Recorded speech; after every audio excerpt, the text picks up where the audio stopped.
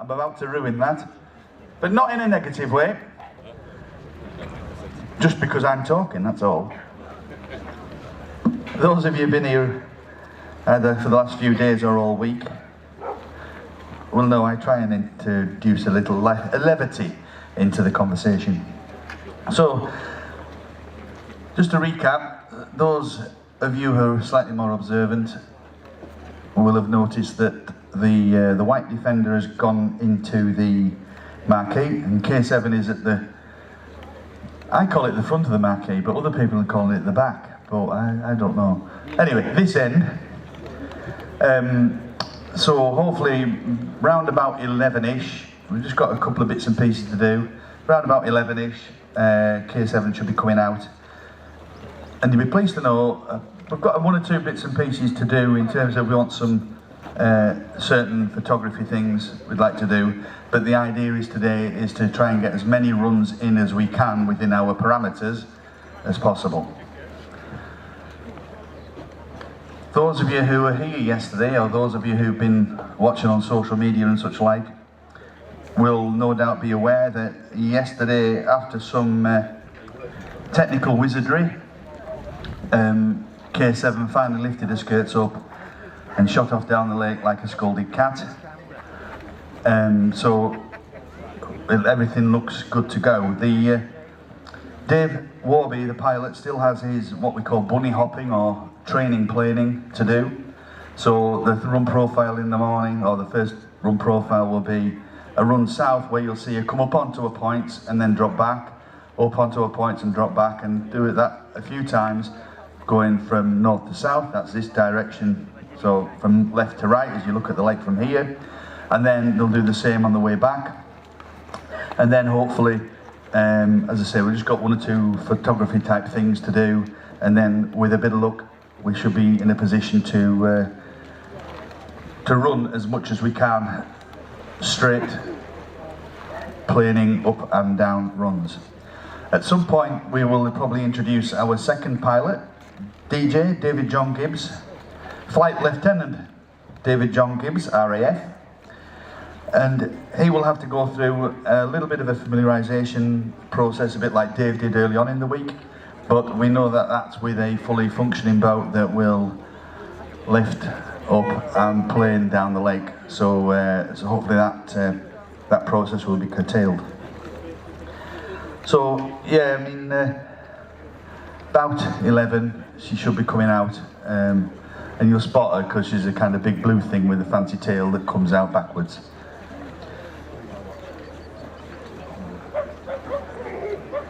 So yesterday's speed on Dave's airspeed indicator, or the K7's airspeed indicator, she got to around about 100 miles an hour. So that's a very comfortable speed for her to be up on the plane and maintain a planing attitude. We've always said a maximum of 150. The thing is, if they do 150 miles an hour, you won't see her for very long. And so, you know, it's down to Dave and then DJ, the two pilots. Yeah. She needs so much energy to get herself up and out of the water that they have to give her full bore and then ease back and ease back. Otherwise, there's kind of a little bit of almost lag between them putting the power on and it coming through, and then easing off and the boat tailing off.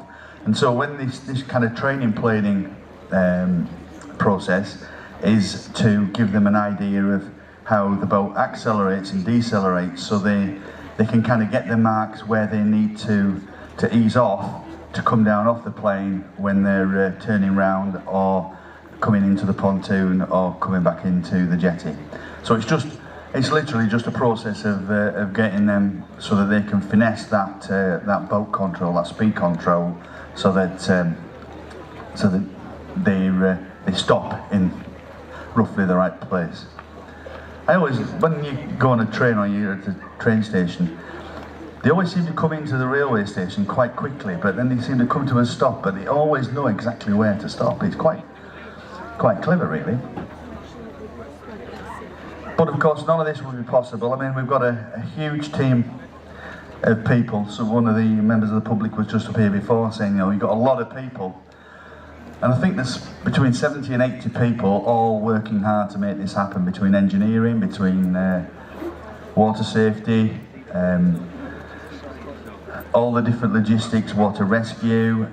Everybody is just all pulling together as one team. And when you consider that we only really came together as one team on Monday, I know Monday was a bit of a frustrating day for everybody, us included, but I think, you know, what you'll see now is a pretty slick team that knows its job, does its job with a minimum of fuss. Everybody kind of knows where they've got to be, probably apart from me. And so what you should see is a pretty polished team.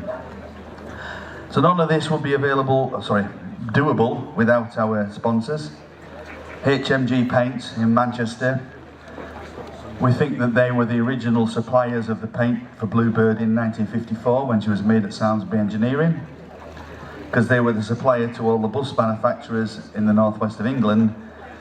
And Samsby Engineering, although it had been an aircraft factory in the war, it was, by this point, predominantly a bus factory. I think they've made the most beautiful bus in K7 that ever plied its trade anyway. If you look on the car park behind the cafe, you'll see a couple of Mercedes cars. They're on display from Mercedes-Benz at Carlisle, who've supported us as a sponsor. All through the week I've been dropping hints, and every so often when I drop a hint, the cafe brings me something. So I've hinted about ice creams and bottles of beer, hot chocolates. So I really like those Mercedes-Benz. Hint, hint. Putting on an event like this, obviously one of the things we've got to have is insurance.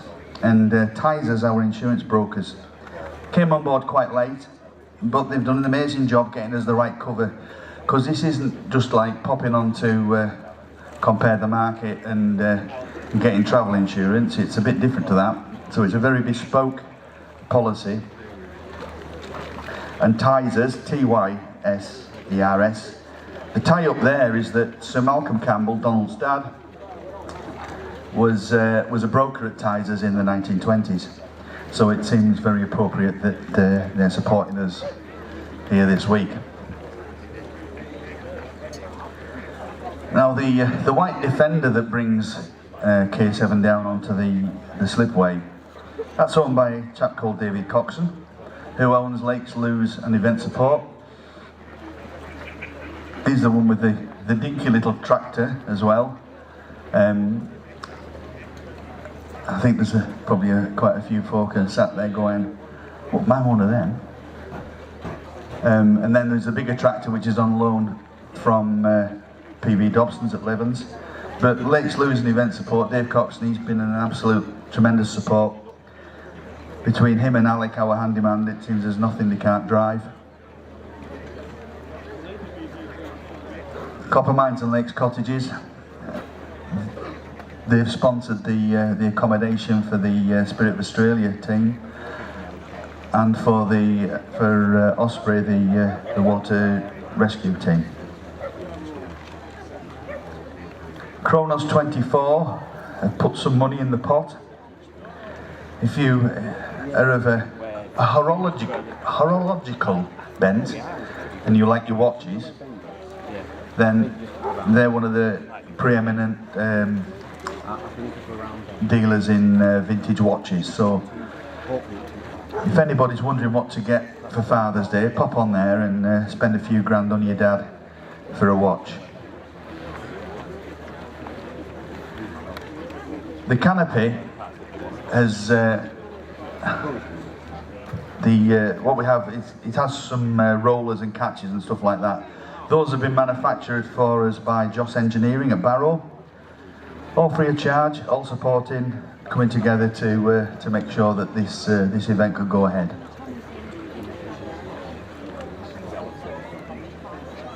We have a commemorative beer called Full Chat. So most of you have a motorsport leaning will understand the phrase. And that's available from Lakes and Country on Udale Road in the village. Pop up there, get yourself a gift pack, take them home, drink a few, leave a few.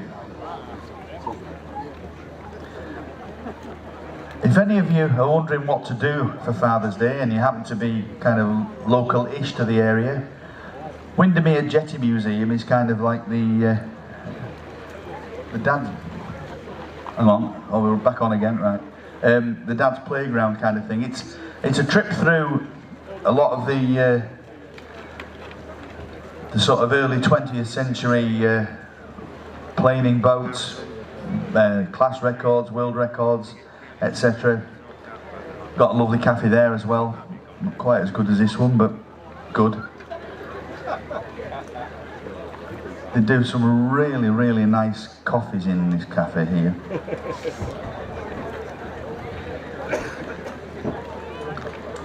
But the Mercedes are quite good as well still. But yeah, the Windermere Jetty Museum, well worth a look. If you happen to be over in Hawkshead at all, and you fancy a meal out, the King's Arms, freshly refurbished. I've had a couple of meals there myself. I'd go again. I think that's always a bit of a measure, isn't it, when you go to somewhere you eat, and you sit back and you go, would I go again? Yeah, definitely go again. And they sell Lowe's Water Gold. Good pint that. CGP books, if any of you have got any children, I can see a few in the crowd, the chances are that as part of their GCSE studies they will use a CGP publications revision guide or textbook. They're only based at Broughton-in-Furness, just down the road, about 8 or 9 miles down the road, and they've been a tremendous supporter. Now, Blakewater Surtees is a firm of solicitors in deepest, darkest Lancashire, and the chap there, Shiroz Nadeem, was our solicitor doing a lot of the negotiations, getting K7 back. He was with a different company then, but he's trying to remain loyal to us and has come on board and supported us. Now what you'll see as well is when the pilots go out, they have a breathing apparatus, because I guess piloting K7 would take your breath away. So they use Aqualung breathing apparatus, another one of our sponsors. If you see the crew wandering around with a bottle of water, I can almost guarantee that's Aqua Pura water. They've come on giving us a load of water for free to support the first aid tent, but also the crew in their various endeavours. It's important, you know, if they're having a long day out on the lake, that they maintain hydrated. So it's important that we have all that water for them. They get free delivery, of course, from the sky. It gets percolated for 10,000 years through the rocks. They bottle it and put a sell-by date on it.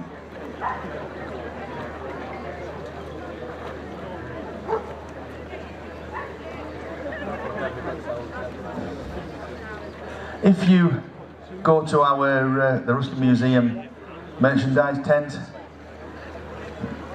when you buy some of our merchandise, you may well get one of our very nice commemorative carrier bags, which were printed for us by a kind of a tripartite agreement between a company called Advapack, Sun Hope paper bag manufacturing machines, and Simply Inkjet. So they did a few thousand bags for us for free to just help support us.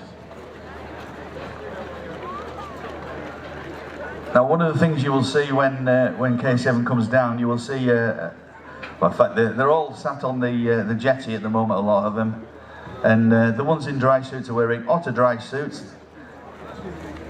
That doesn't mean they've got heating in them. You see, Paul's giving us a wave. Otter, the owner of Otter Dry Suits, that's right, isn't it, Paul? You own them? Well, yeah. But so when you see them careering round in there, that's just otters at play.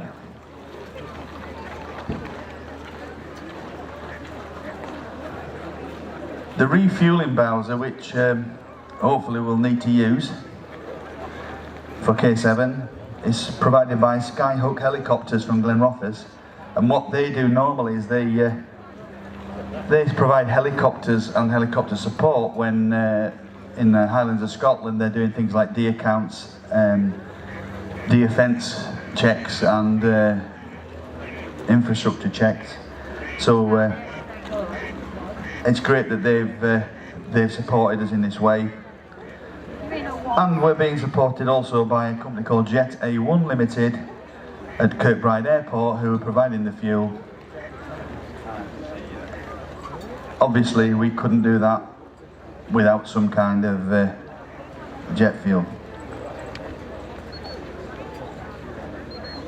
So that's the main part of the sponsors, but we've had a lot of support, a lot of people inputting.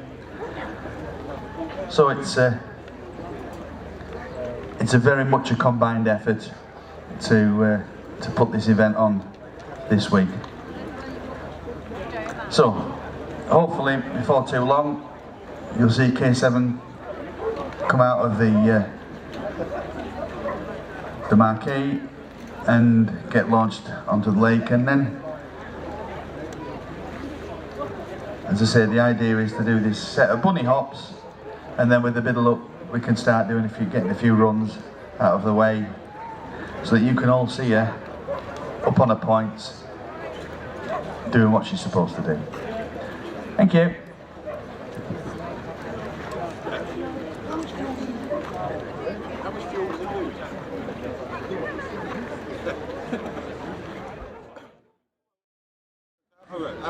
What's the full, how much is a full tank?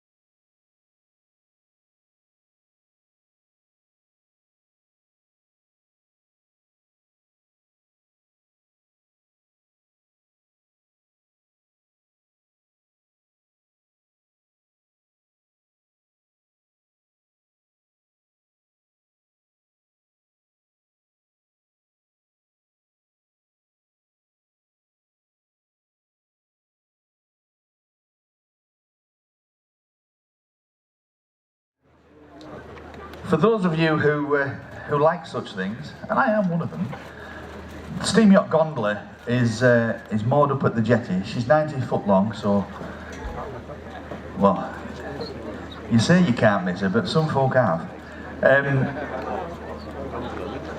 It's a steam-powered yacht. She plies her trade up and down the lake.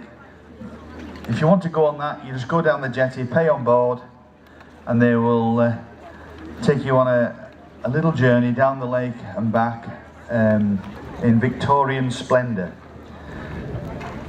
She was originally owned by the Furness Railway Company, and plied her trade from the mid-19th century until early 20th century. Then she was various different things. She was a houseboat for a while. Then as a child I remember washed up at the bottom end of the lake. In the mid-late 70s she was recovered and restored down at what was then Vickers Shipbuilding down at Barrow. And since 1979 she's been a pleasure boat on Coniston, giving people a taste of yesteryear. But very, very serene and pleasant little trip round the lake. And if you time it right, you might just get to see K7 out on the lake as well at the same time. So if you want to go on that, you just go down the jetty, pay the smiling young men from the National Trust the appropriate amount of money, and they will take you out on a little journey. If any of you would like to go across to Brantwood, which is the large house opposite, across on the other side of the lake, to go there, you can go on the blue launch, which is the one that's coming back across from there now. And what you do to go on that is you go onto the Brantwood website, Brantwood, B-R-A-N-T-W-O-O-D, and you buy yourself a ticket, and that ticket includes your entry to the house. So that's John Ruskin's house, where he lived from about 1870 something until 1900 when he died.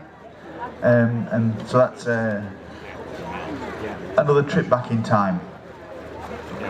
So as I say, you just pop on the website, buy yourself a ticket. That includes your return journey on the launch. You don't have to row yourself back or anything, no swimming. So yeah, you just go on the website, buy your ticket. When they're ready to go, they'll let you come down and get onto the launch and off you go.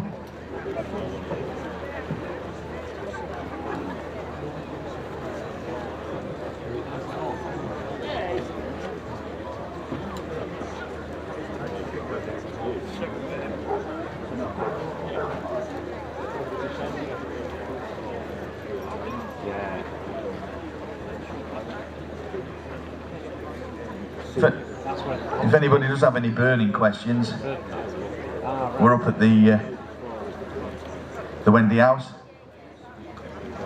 The reason it's called the Wendy House, it's my dad's fault. No, so am I really. My dad ran the boating centre from 1978 to 1992, so I spent a lot of my formative years down here. And we used to work from a Land Rover parked up next to the stone jetty, which incidentally is known as the Ruskin Pier. And they had this put in, and my dad always had a sense of humour. Apparently I haven't inherited. And so he nicknamed it the Wendy House.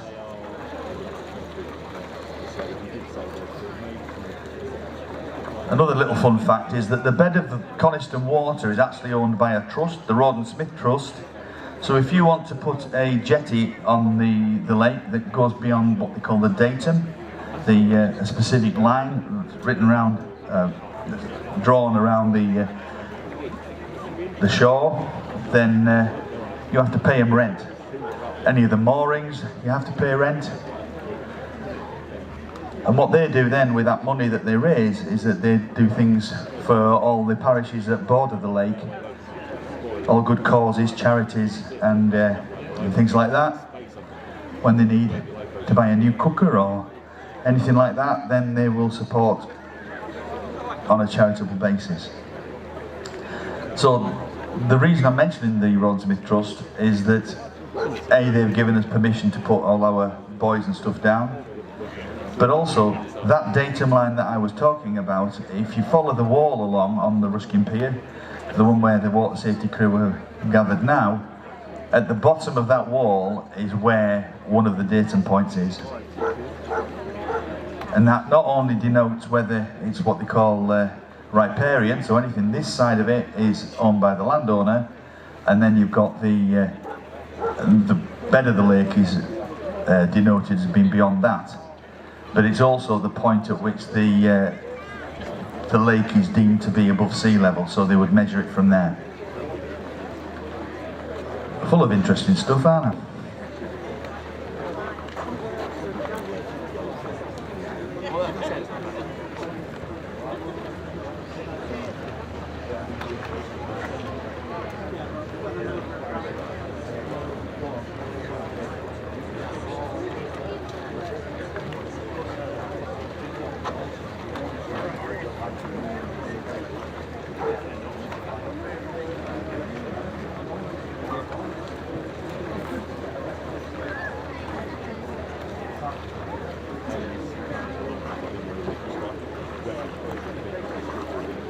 You do.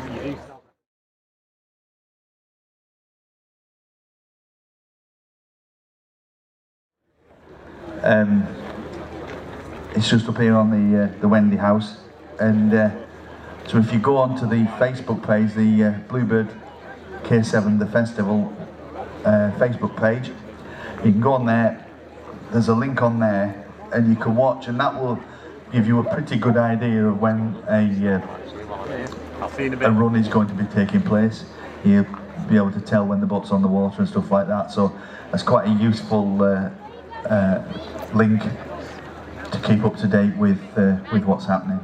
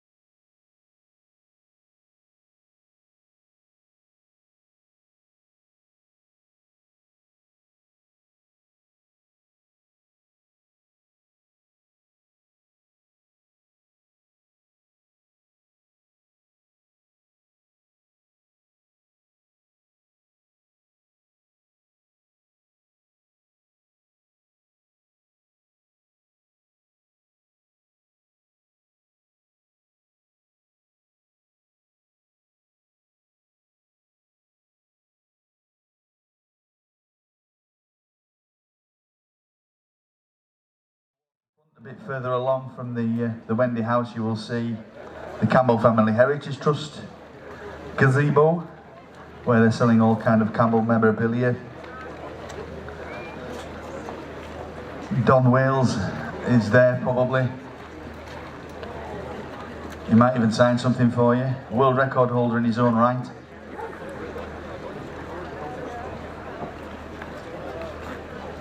And then next door to them is Retro Classics, purveyors of perfect apparel. I made that up myself.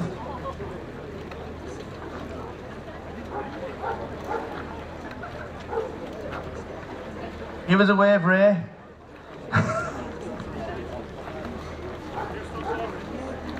Still? No, just again.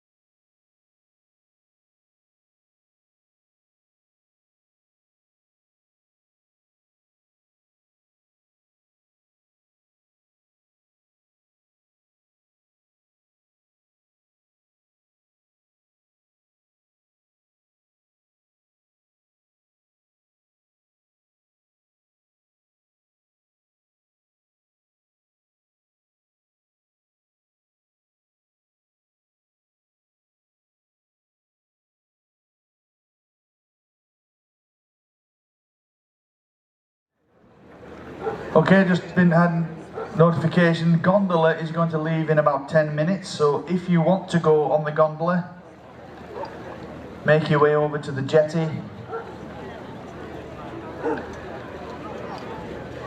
Go down, hand over your well-earned cash, and they'll take you back in time.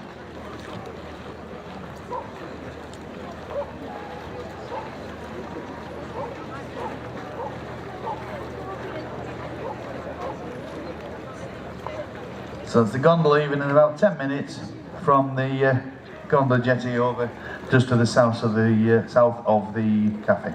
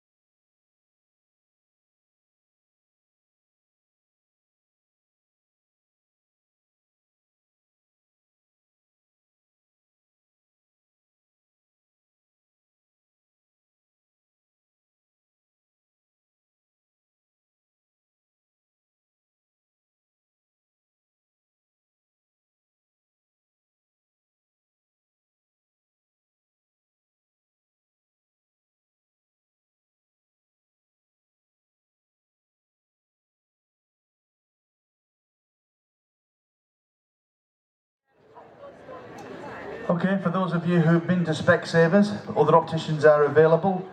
You'll be able to see that K7 is on the move. So she's coming down for launch. A well-practiced procedure. If we can just ask everybody to just not crowd the barriers, please, just because we don't want any barriers falling over as she's coming past and anybody ending up in the path of K7 as she comes down.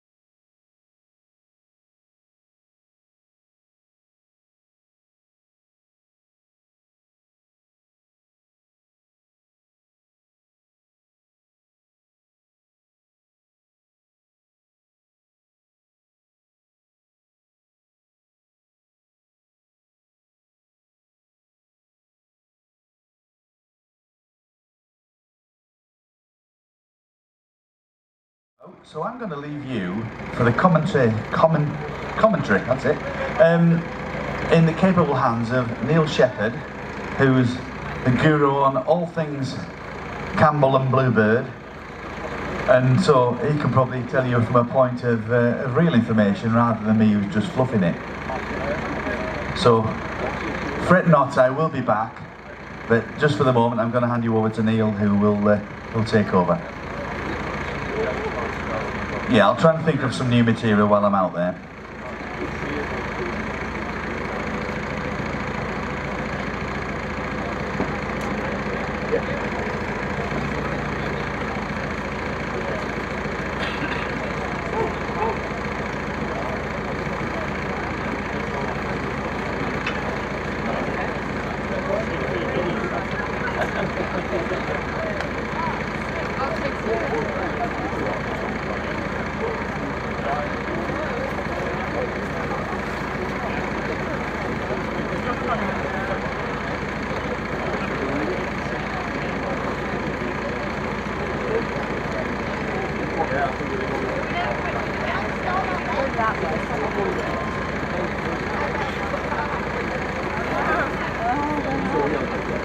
Yeah, so we're over there. Who's driving?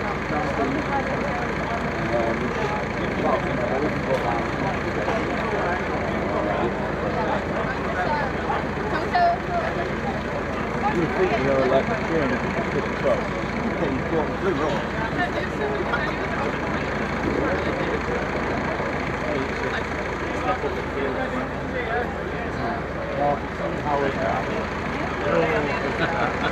I might be able to get in.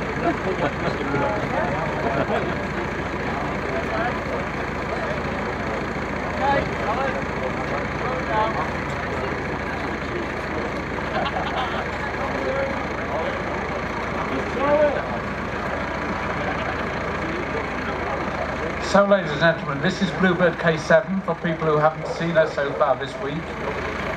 The crew are just launching her off her custom-built launching cradle, which was built at the same time as K7. And as you can see, it's quite a handful to get launched. K7 weighs about 2.5 tons. It's made of a steel frame and aluminium bodywork underneath it. And if I just point out a few salient features, you'll see these areas of bodywork where you've got an infinity sign and K7. Those are called the sponsons, and at the bottom of those sponsons you'll see what is silver, and that's what's called a planing wedge. And K7 is equipped with 2 planing wedges at the front, and then a planing wedge beneath the floor at the back. And when K7 is actually planing, that's the only part of the boat that is in contact with the water. So the faster K7 goes, the less of that planing wedge is actually in contact with the water. And at full speed, it's only the final 1 inch of that planing wedge, and the immersion depth, so the amount of that planing wedge that's actually below the water, is about the thickness of a cigarette paper. So that kind of gives you some idea of the fact that when K7 is planing, it's effectively flying over the top of the water with only minimal contact. It's equipped with a Bristol Siddeley Orpheus turbojet engine from a Folland Nat trainer aircraft. The engine that was fitted in K7 when it crashed in 1967, that engine was built in 1959, and the tail fin on K7 was out of a donor aircraft that the RAF gave Donald Campbell the option to buy in 1966, so we got a complete aircraft for £200, which is about, in today's money, about 5,000 quid.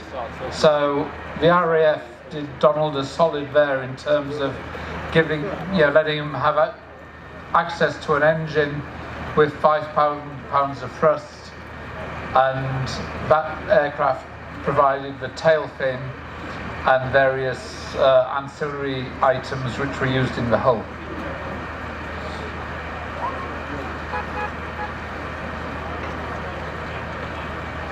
So K7 will be turned and then attached to a towboat which will tow it out to the barge in the centre of the lake. You can just see, and K7 will be started from there by a remote turbine start system, and then commence its runs down the lake and hopefully returning up the lake towards us. The course extends from where we are here about 2 kilometres down the lake to the south.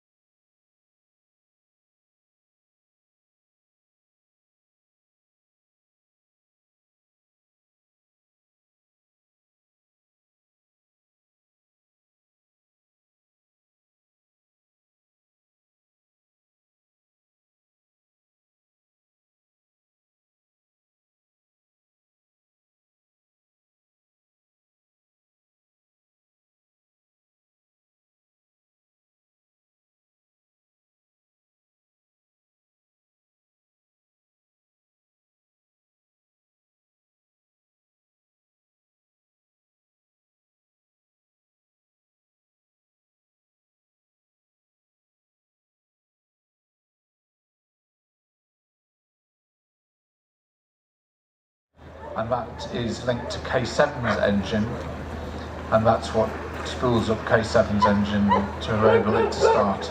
So the first noise you'll hear will not be K7's jet engine, it'll be the Palouse jet. And then shortly after, once that's achieved its operating revolutions, that engine will in due course provide the compressed air to start Bluebird K7.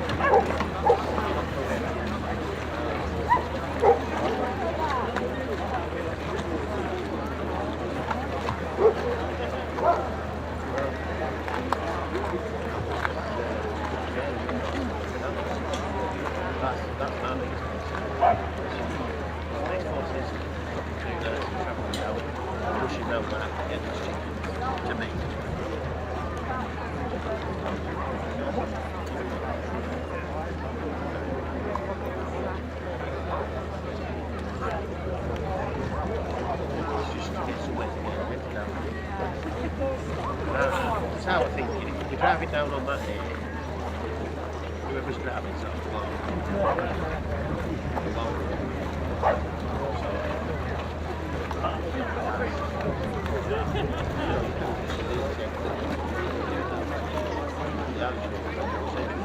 walking down the menu. Walking down the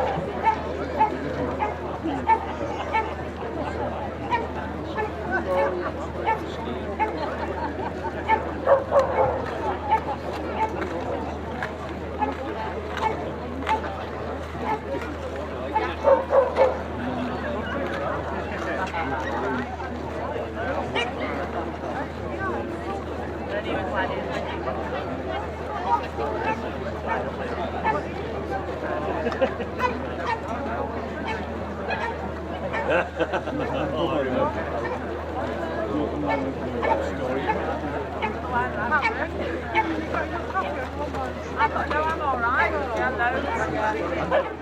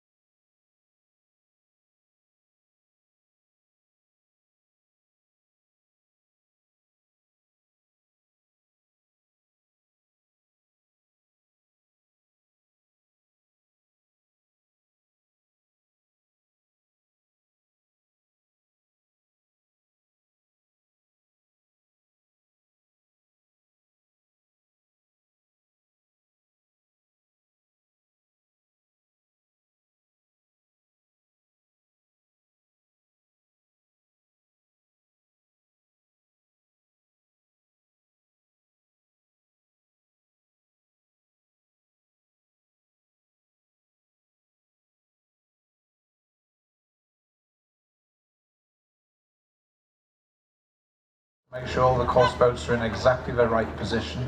So very shortly we should be getting the Palouse start turbine turning over. So the run will be imminent.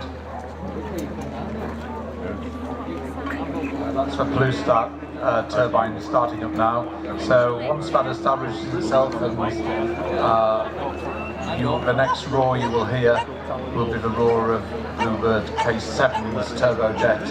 The Palouse is there to provide compressed air to start Bluebird's turbojet. So the run is on.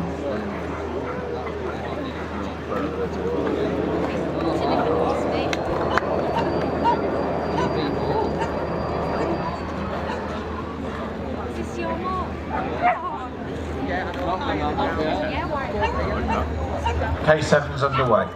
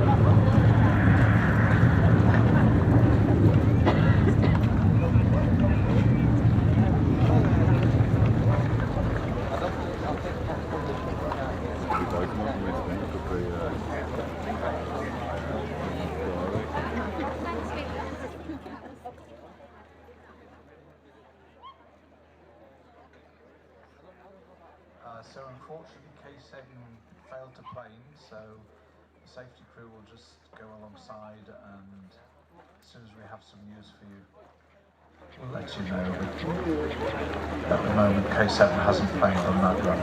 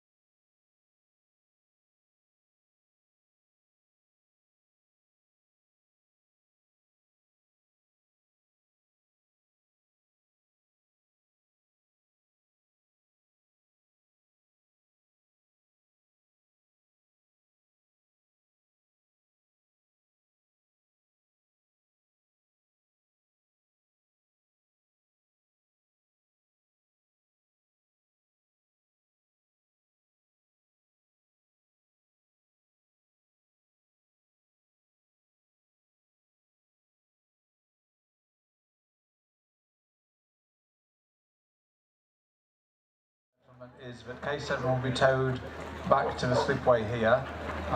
We'll look to do a potential refuel, just make a couple of checks, and then get K7 back out onto the lake. So there will be a little bit of a downtime, but we'll try and minimise it as much as we can, whilst operating within our safety parameters. So that's the intention.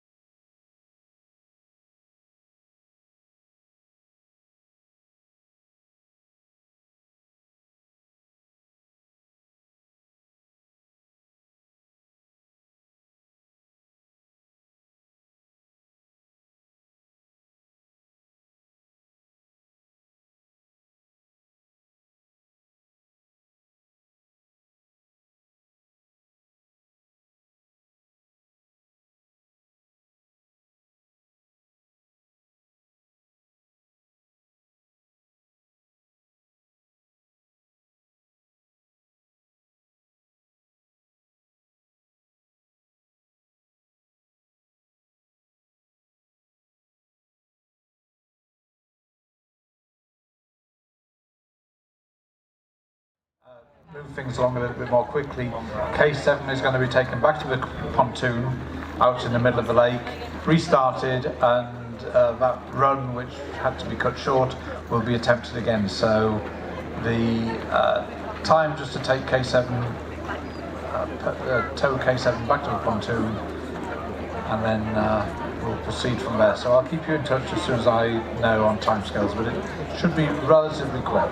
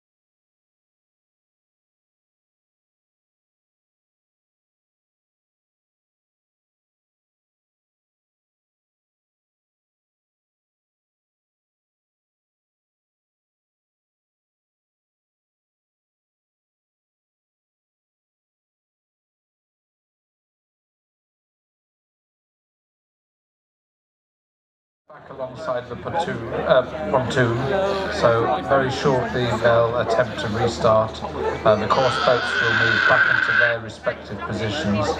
So hopefully, ladies and gentlemen, and the wind's just dropped nicely now, so hopefully in the next few minutes we'll see K7 restart and then attempt to complete that run again.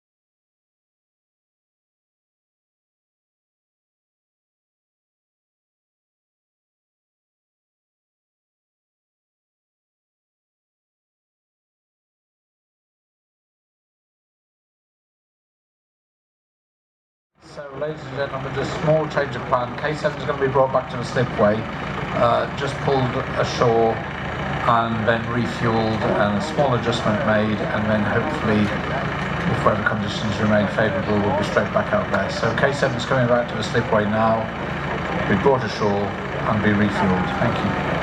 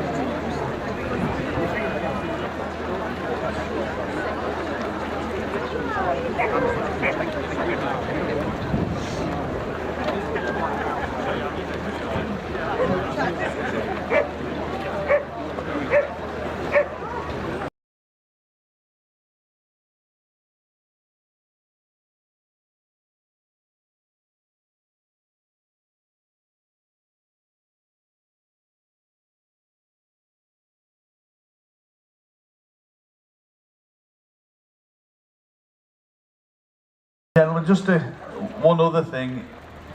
We'll update you as soon as we can as regards K7, but one of the things that was hampering us a little bit was there was a number of boats kept coming across the course. So if anybody does have a pleasure boat or a kayak or stand-up paddleboard or anything, please can they, if it looks as though we're going to be doing a run, if they can try and steer clear of the course. It's reasonably obvious. The last thing you really want is 2.5 ton of jet hydroplane bearing down on you at 100 mile an hour. It's suboptimal, I think, is the technical phrase. So if you can just be mindful of that, then that will be appreciated. Thank you.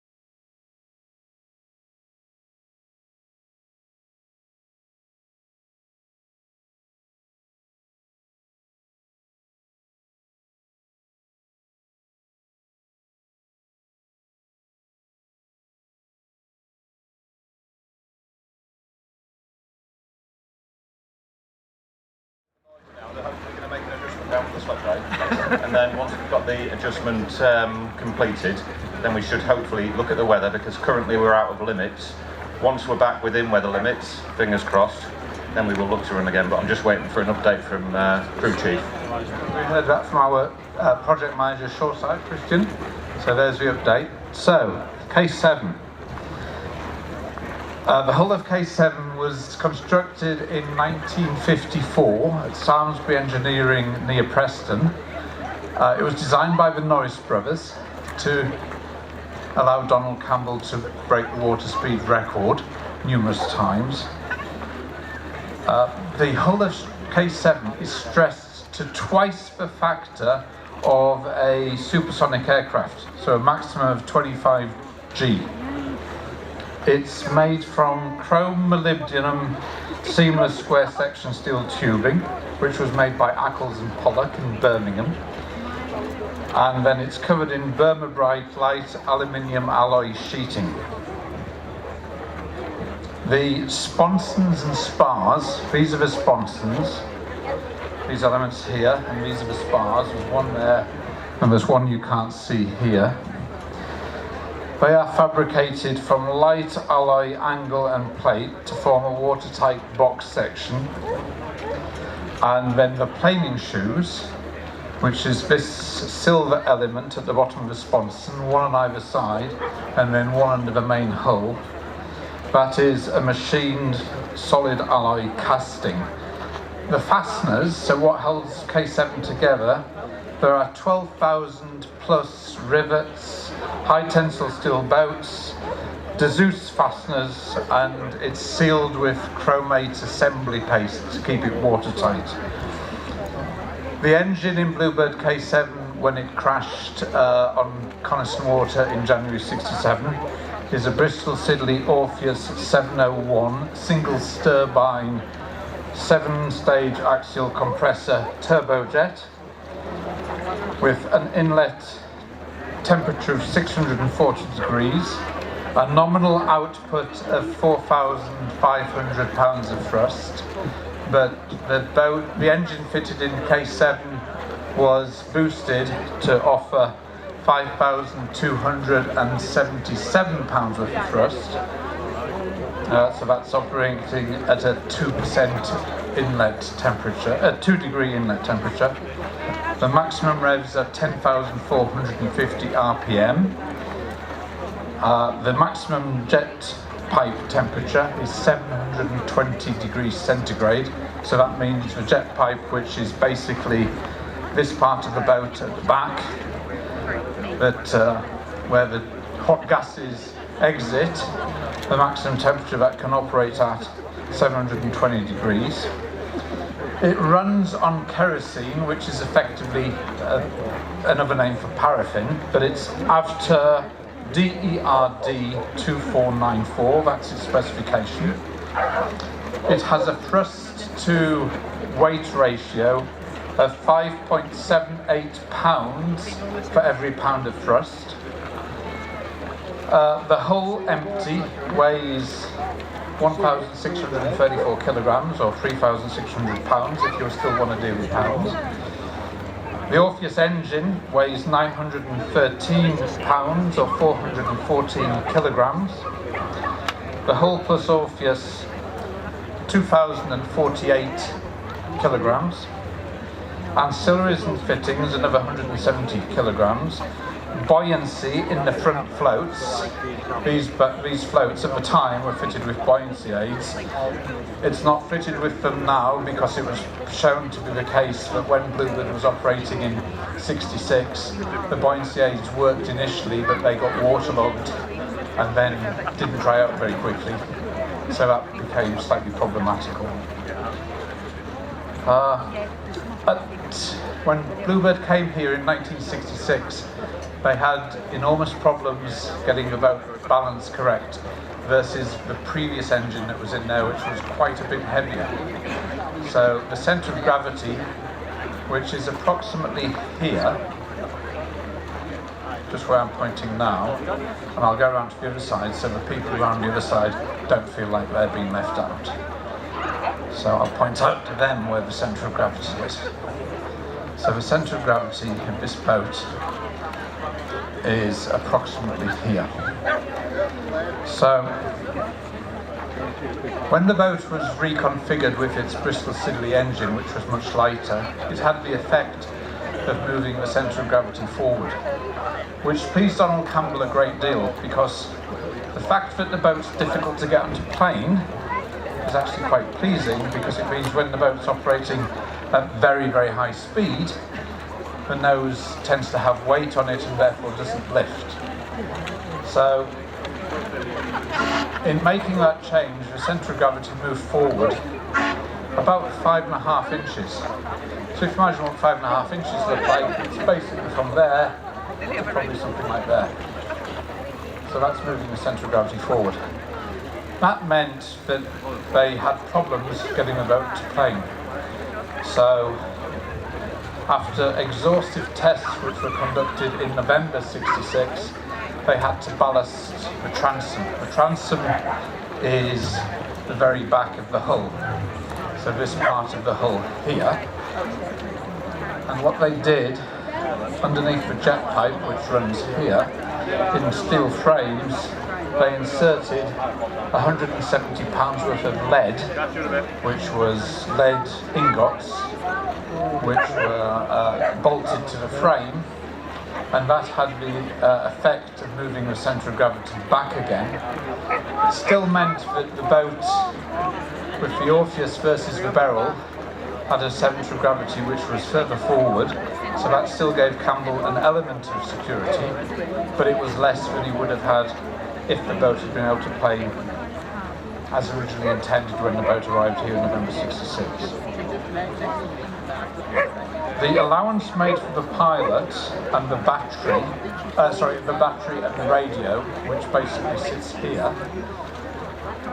The radio system installed in Bluebird basically fitted down beside Campbell's backside, just beside the seat, and the allowance made for that was £200. So effectively all the measurements of the boat are done based on the pilot of the boat, and that's the configuration that is calculated with regards to how it will work. Its dimensions, it's 26 feet 5 inches long, it's 10 feet 6 inches wide. The width of the main hull, so this is the main hull, this part here, and then obviously these are the sponsons. So the width of the main hull is 5 feet 2 inches. The height include from the bottom of the rudder, which is basically at the back of the boat.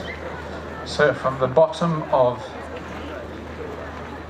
here, I'm down here now, but people on this side can see, to the top of the tail fin is 8 feet 5.5 inches, and the sponsons from the back of the sponson fairing to the front of the sponson fairing here is 13 feet 4 inches.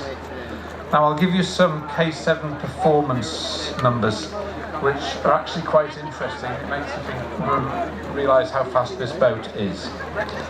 So the maximum speed that this boat could achieve with the engine that it was fitted with on the 4th of January was 330 miles an hour. So that made K7 1.85 times faster than a contemporary 1966 Grand Prix car. It's 1.5 times faster than a contemporary Grand Prix car now. It would cover the length of a football pitch at full speed in 0.7 seconds, and it would cover 1 kilometre at 320 miles an hour. That would take 6.99 seconds.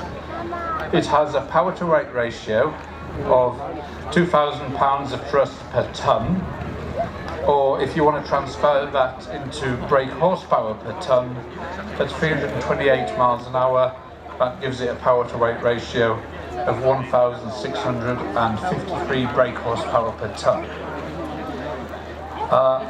The way it accelerates, initially, K7 accelerates very slowly, as you saw this morning, when it's a displacement hull before it gets up on the top. So 30 to 70 takes 12 seconds, which is pretty pedestrian. But then 70 to 150 takes 9 seconds. 150 to 200 takes 5.7, 200 to 250 takes 5.7, 250 to 300 takes 5.7, and 300 to 328 takes 2 seconds. So it's got quite a lot of top end bite. It doesn't stop pulling. So the time to accelerate from planing to 328 on K7's last run was 28.1 seconds. So Campbell went from effectively announcing that he was getting underway and getting the boat planing to reaching peak speed in 28 seconds. The maximum rate of deceleration, so when K7 was in trouble on that final run and it decelerated from its peak speed of 328 miles an hour to 296 miles an hour, that took 0.84 seconds. So that's a deceleration of 1.86 G. So that's really standing on the brakes. If you in a car, even a high-powered car, you'd be lucky if you stood on the brakes and the rate of deceleration was 1 G. So that's almost 2 times the amount. The fuel consumption of K7, I'll give you the fuel capacity as well. So the fuel capacity full, so the full tank plus the fuel boost pump and header tank is, he says, 51 gallons the full fuel system. So K7's fuel consumption is 1.6 pounds of fuel per 1 pound of thrust. So its consumption is about 11 and just over 11.5 gallons per minute, assuming 1 imperial bank of after weighs about 8 pounds. So effectively K7's got enough fuel to run at its maximum fuel consumption for around about 5 minutes.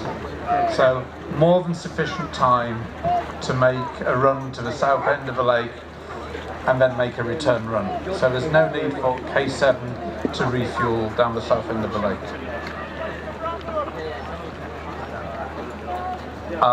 I've given you all the specification of Bluebird K7. If anybody's got any questions, I'd be happy to answer them. Sir, how much of the boat is original? Okay, so if you see where the cockpit is, everything after the cockpit is original pretty much. It's obviously been, the air intakes here aren't, but what's underneath this fairing is pretty much original. Underneath this fairing here is where the fuel tank is. The spars are original. This spar is original. Many parts of the nose are original, not all of it, but many parts of it, because they were recovered. The boat broke up after the crash, and this part of the boat forward of the cockpit was torn apart. But a lot of parts were found on the bottom of the lake and incorporated in the rebuild. The sponsons, the load pairing part is below the rivet line. They were recovered at the time of the accident and subsequently lost. So these sponsons are brand new, but made to the same specification as the original sponsons. The fairings on top of the sponsons are a combination of new material and restored original material. So if you were just looking at the hull and not the engine, but just the hull, you'd probably say something in the region of 75% of it is original fabric.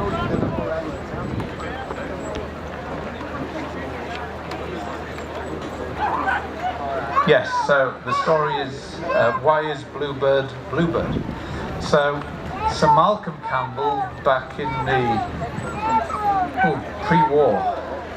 pre-First World War, had a series of racing cars, what he called Flapper, and he raced them at Brooklands and had absolutely no success with them. And then he went to see a play by a Belgian playwright called Maurice Maeterlinck, who wrote a book called The Bluebird of Happiness, and there was a play based on this book.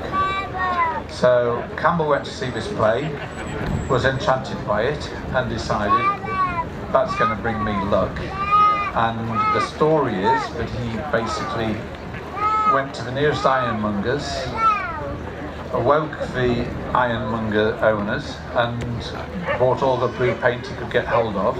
He painted his car blue, went to Brooklands with it the next weekend and started winning. So henceforth, all his vehicles were called Bluebird, and they were painted this particular shade of sapphire blue or azure blue. And so Malcolm Campbell's vehicles were called Bluebird, and Donald Campbell's vehicles were called Bluebird, one word. So that's for history. I think from memory, the exact paint shade of that is RAL 5007. So if anybody wants anything painted Bluebird blue, that's the colour of that. But Bluebird had various shades of blue throughout its life, and none of them were absolutely the same. So I think it was just a case of what different paint manufacturers could offer at the time. But that one is RAL 5007. Yes, sir.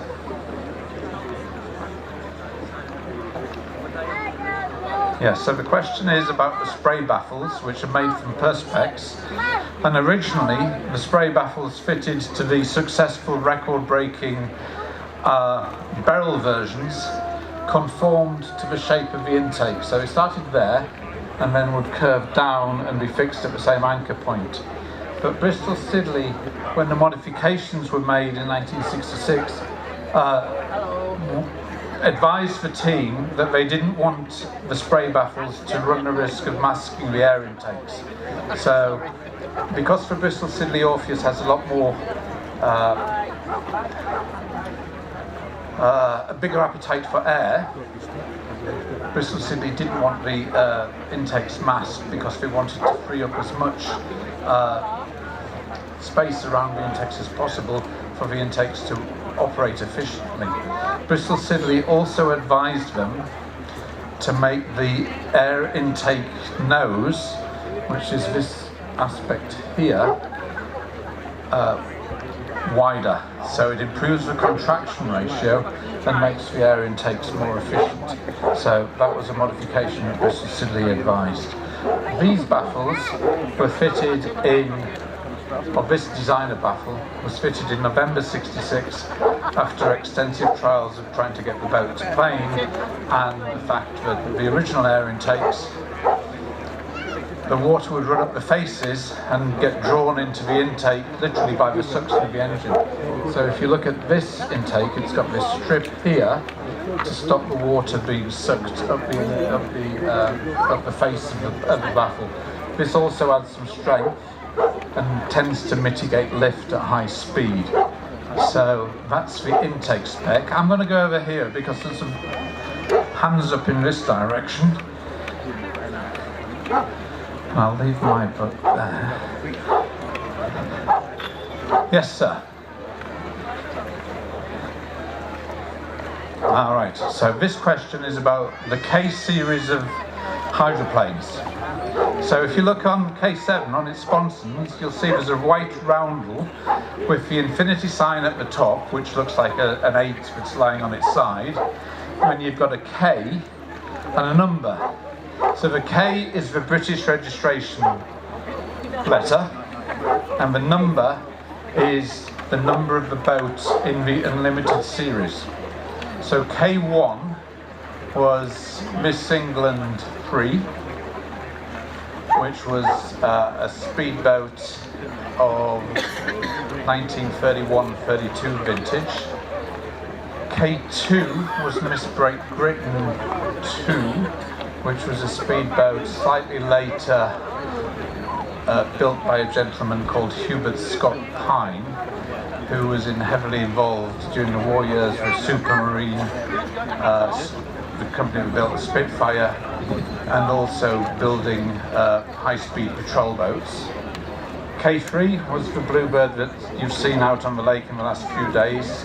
That was Sir Malcolm Campbell's first water speed record boat. K4 was the successor to K3, also owned by Sir Malcolm Campbell. And that was a boat that Sir Malcolm Campbell established his first record here in August 39 at 141 miles an hour, and then was used by Donald Campbell after Sir Malcolm's death to try and move the water speed record higher. Eventually that boat met with an accident here in 1951 where it sank.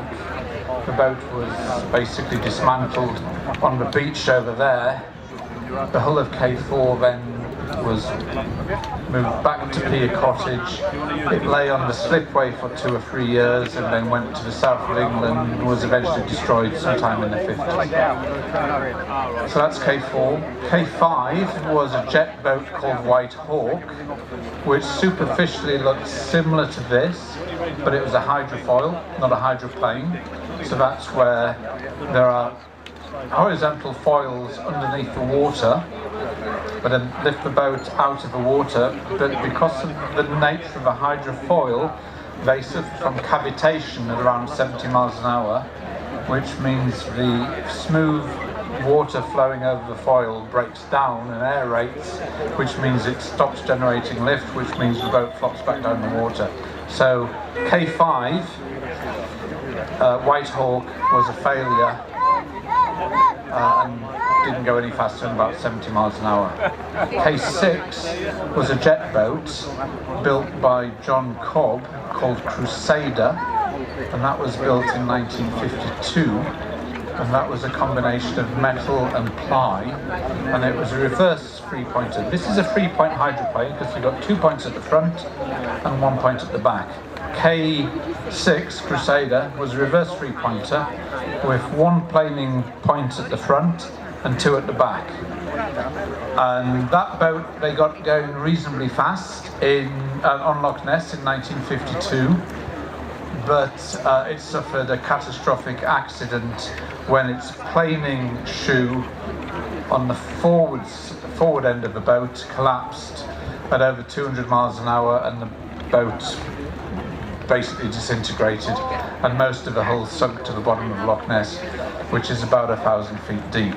John Cobb was killed. He was recovered at the time, but he was killed of quite multiple, injuries. So K6 was Crusader. K7, this is the boat you're looking at here, so the most successful record-breaking hydroplane in history. This broke the water speed record 7 times. This was built by Donald Campbell in 54. It broke its first record in 55 at 202, and then its second record later in 55 at 216. Donald Campbell brought the boat to here, to Coniston in September 56 and did 225. He came back here in November 57 and did 239. Came back here in September 48 and did 58 and did 248. They came back here in May 59, and in fact Wednesday was the anniversary of that record, or Thursday. Anyway, on the 14th of May 59, K7 did 260 here. Donald Campbell then went away to break the land speed record, which he successfully did in 1964, the speed of 403 miles an hour. K7 then took its final record, its 7th record, on the last day of December 1964 at 276 miles an hour at Lake Dumblion. So that's the history of the Ks. K8 was a boat which was built by a gentleman from Manchester called Tony Fay in the 1980s, and he brought it here to Coniston to try and break the water speed record, but he couldn't get the boat to plane, and they were here many weeks. The trials were unsuccessful, and that's the last boat in the K series. So the next boat, when it gets built, if it gets built, would be K9. I'll just retrieve my book from our engineering team because they might want to be in that part of the boat, and I'll ask the next question. There's a gentleman up here.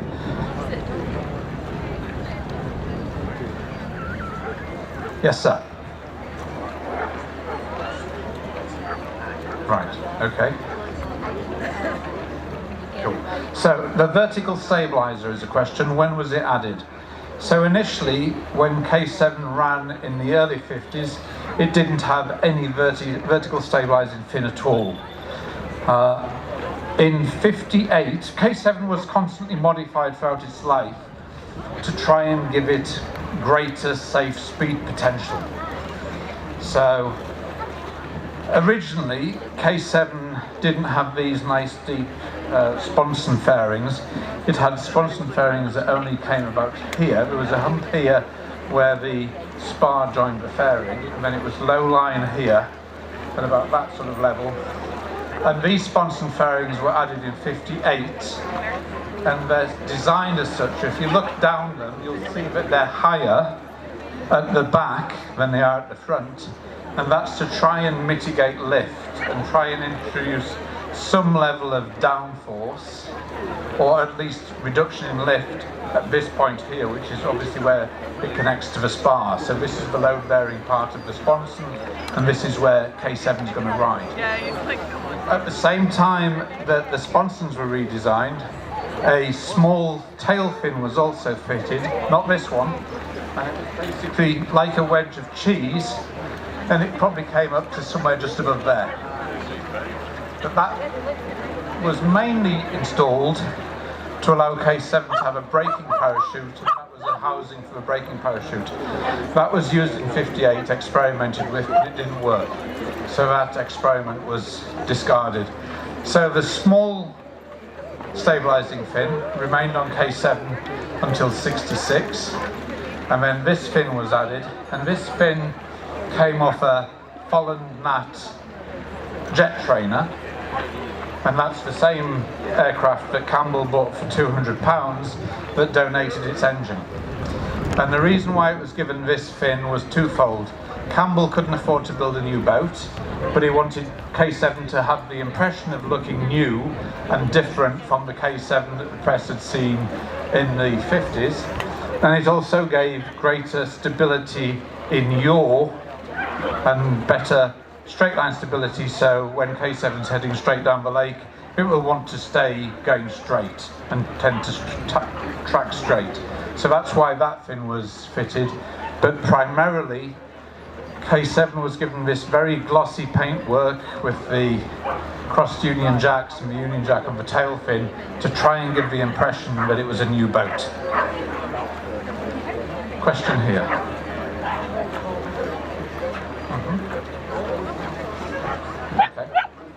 So, the reason why Campbell came back to Coniston in 66, after he broke the water speed record and land speed record in 64, he realised that the Bluebird CN7 land speed record car was effectively White Elephant, because the governing body of land speed record, the FAA, had allowed jet cars to go after the land speed record. So that meant that the record he broke at 403, within the space of a year and a half, had been superseded by the likes of Art Arfons and Craig Breedlove, and the record stood at 600 miles an hour by November 65.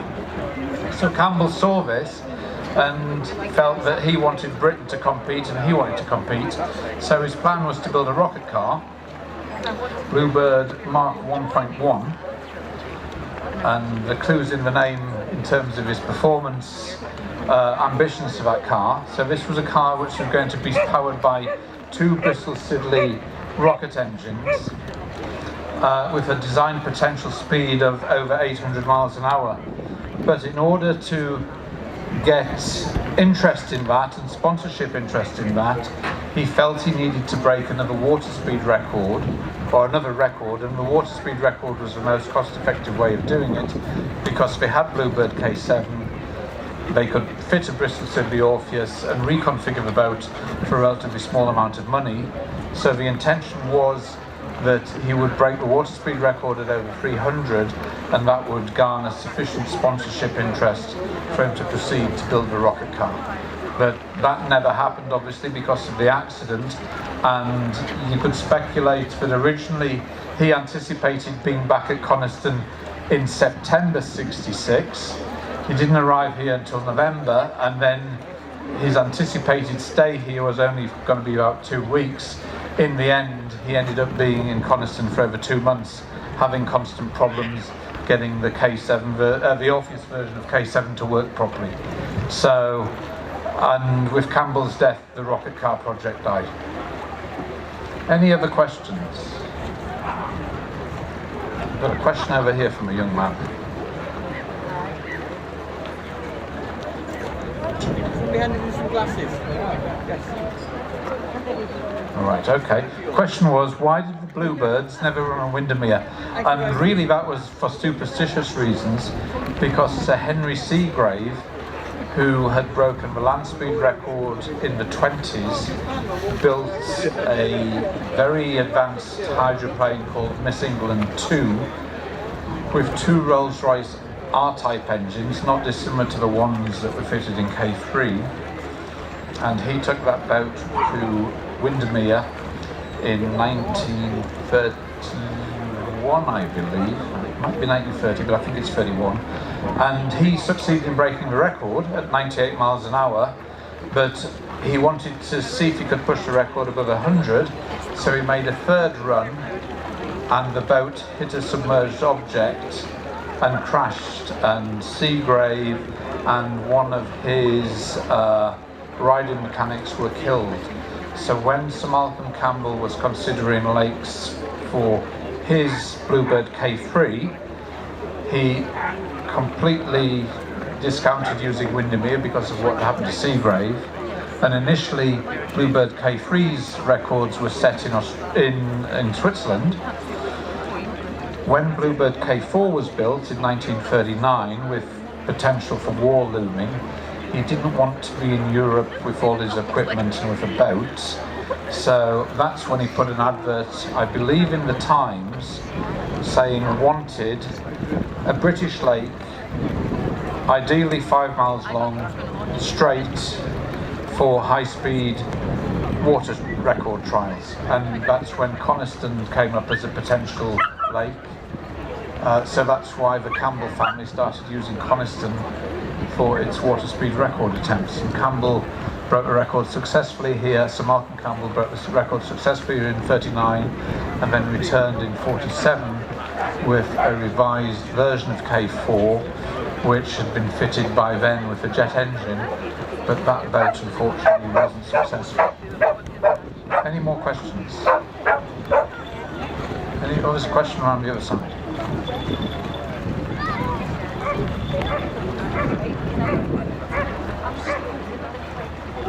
Yes, sir.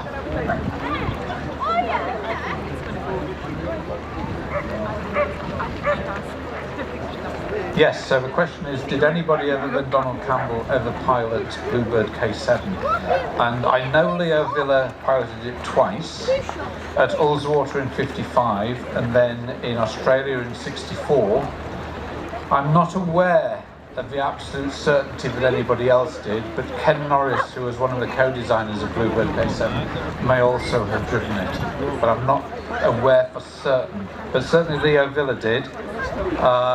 Campbell, when he came to Coniston in 66, as well as going after the ultimate absolute water speed record, he had in mind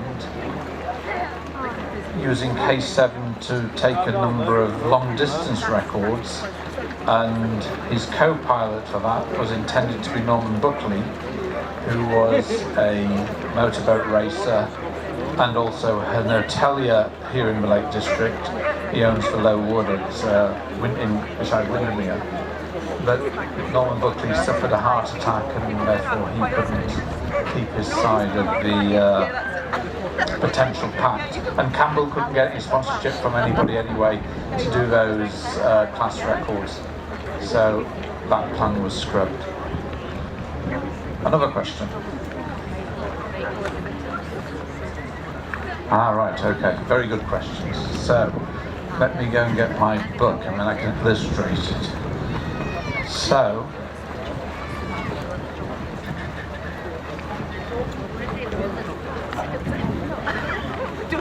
I don't think. He was stopping.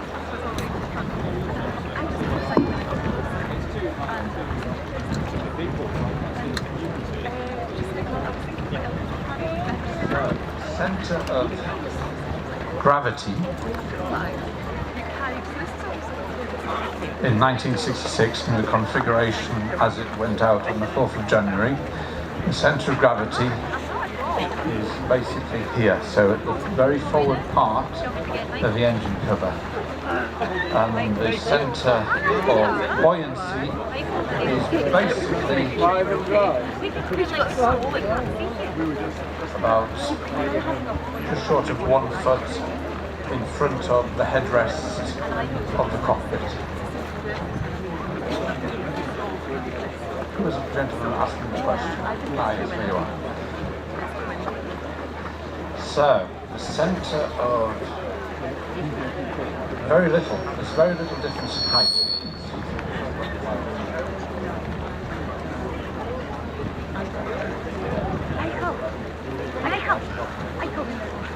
Correct. Another question. No, sorry, okay. Right. Any more questions? Another question here.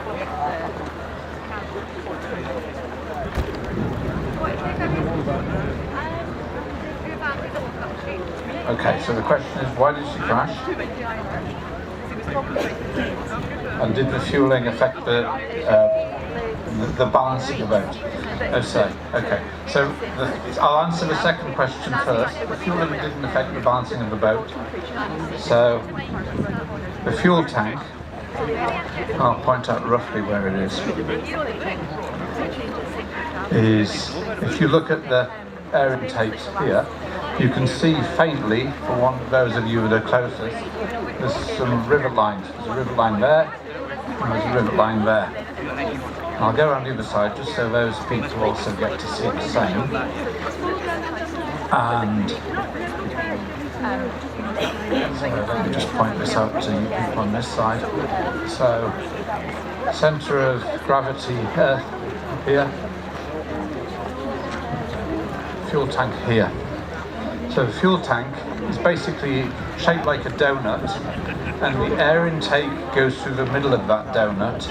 So the fuel tank is pretty close to the centre of gravity, and therefore as fuel is consumed, it has very little effect on the trim of the boat. And the amount of fuel that's consumed in each run is also in the view of the fact that the boat weighs more than 2.5 tons, relatively de minimis in terms of its effect. So the fuel tank is positioned exactly where it's positioned for that specific reason, so it meant that as fuel was consumed, it didn't affect the balance of the boat. The second question is, why did the boat crash? So that's quite a complicated answer. I'll try and keep it as simple as I can. But one of the reasons why it did not crash is it did not run into its own wash and take off because it ran into its own wash. That wasn't the reason why K7 crashed.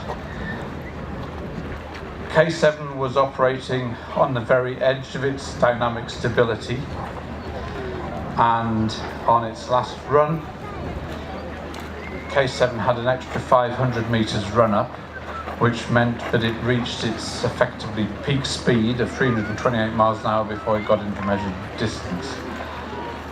It started suffering from a bouncing motion on the starboard sponson.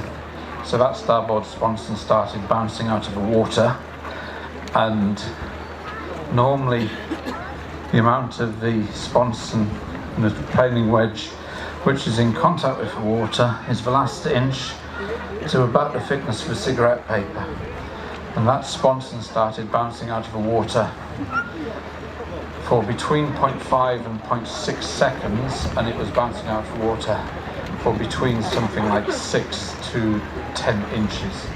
So every time it impacted with the water, it wouldn't just impact at the very back of the wedge, it would impact along its full amount. And then the inherent buoyancy of the wedge basically pushed it back into the air again. So that happened 3 times. On bounce number 4, the engine flamed out.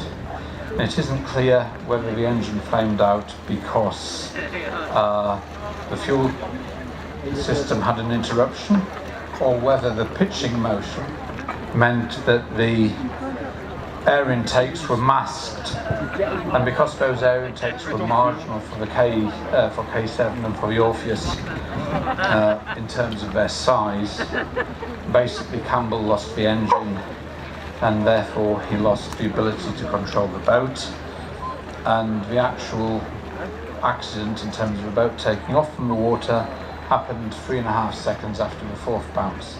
So from the onset of this bouncing to the boat leaving the water took about 7.5 seconds. So Campbell knew that he was in trouble 7.5 seconds before the boat was finally out of the water. Any more questions? Any more around the other side? Oh, there's a question.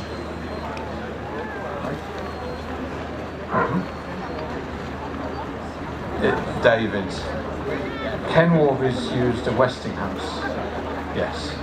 So the history of various engines. K7 used a Metropolitan Vickers Beryl engine, which is about 3,500 pounds of thrust to break its 7 records. It was then fitted with an Orpheus, and it was fitted with an Orpheus when the accident happened.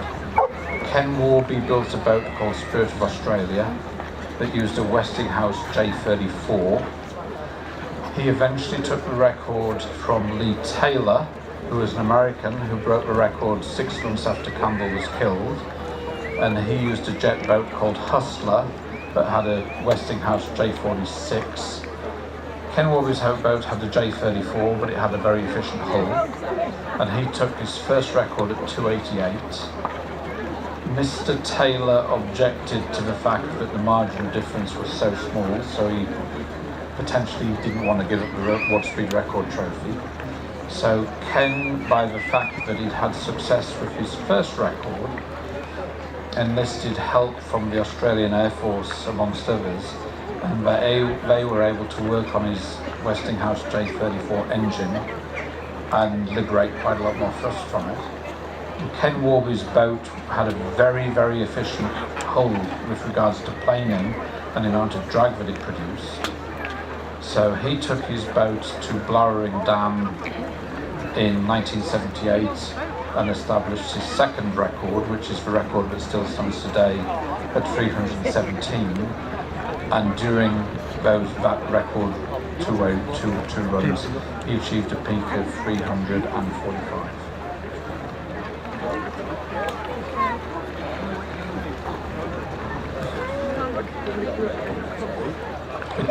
It's cheap and reasonably plentiful. Now, obviously, aircraft engine is built for aircraft, so they fit really well in aircraft, and you can get at them because all the ancillaries are on the bottom, and in an aircraft all you have to do is take a few panels out of them and then you can get at all the ancillaries and happy days. In K7, you've got a floor that gets in the way. And so there's only certain types of Orpheus engine that will fit in K7 without major sort of surgery to the hull. So Dave Warby's boat, Miss Spirit of Australia 2, has been designed specifically around a particular type of Orpheus, which is plentiful and has very good thrust, is very reliable, and they can make work well. Yes, and ultimately they become affordable, because if you think about, you could use those Rolls-Royce Ardou's engine, which they put in a Hawk or in a Jaguar, but getting hold of one of those for a small amount of money is probably very difficult. And the issue with water speed records now, which is different to water speed records when Campbell was pumping in the 60s, the very big oil companies and very big sponsors aren't interested in that. So you have to work a lot harder to raise funding to get one of these projects going. Indeed, yeah, exactly. And the faster the speeds go, and particularly on land, the much more expensive the projects get. And that's probably why these records aren't broken very often now. Yeah. Another question, Anne.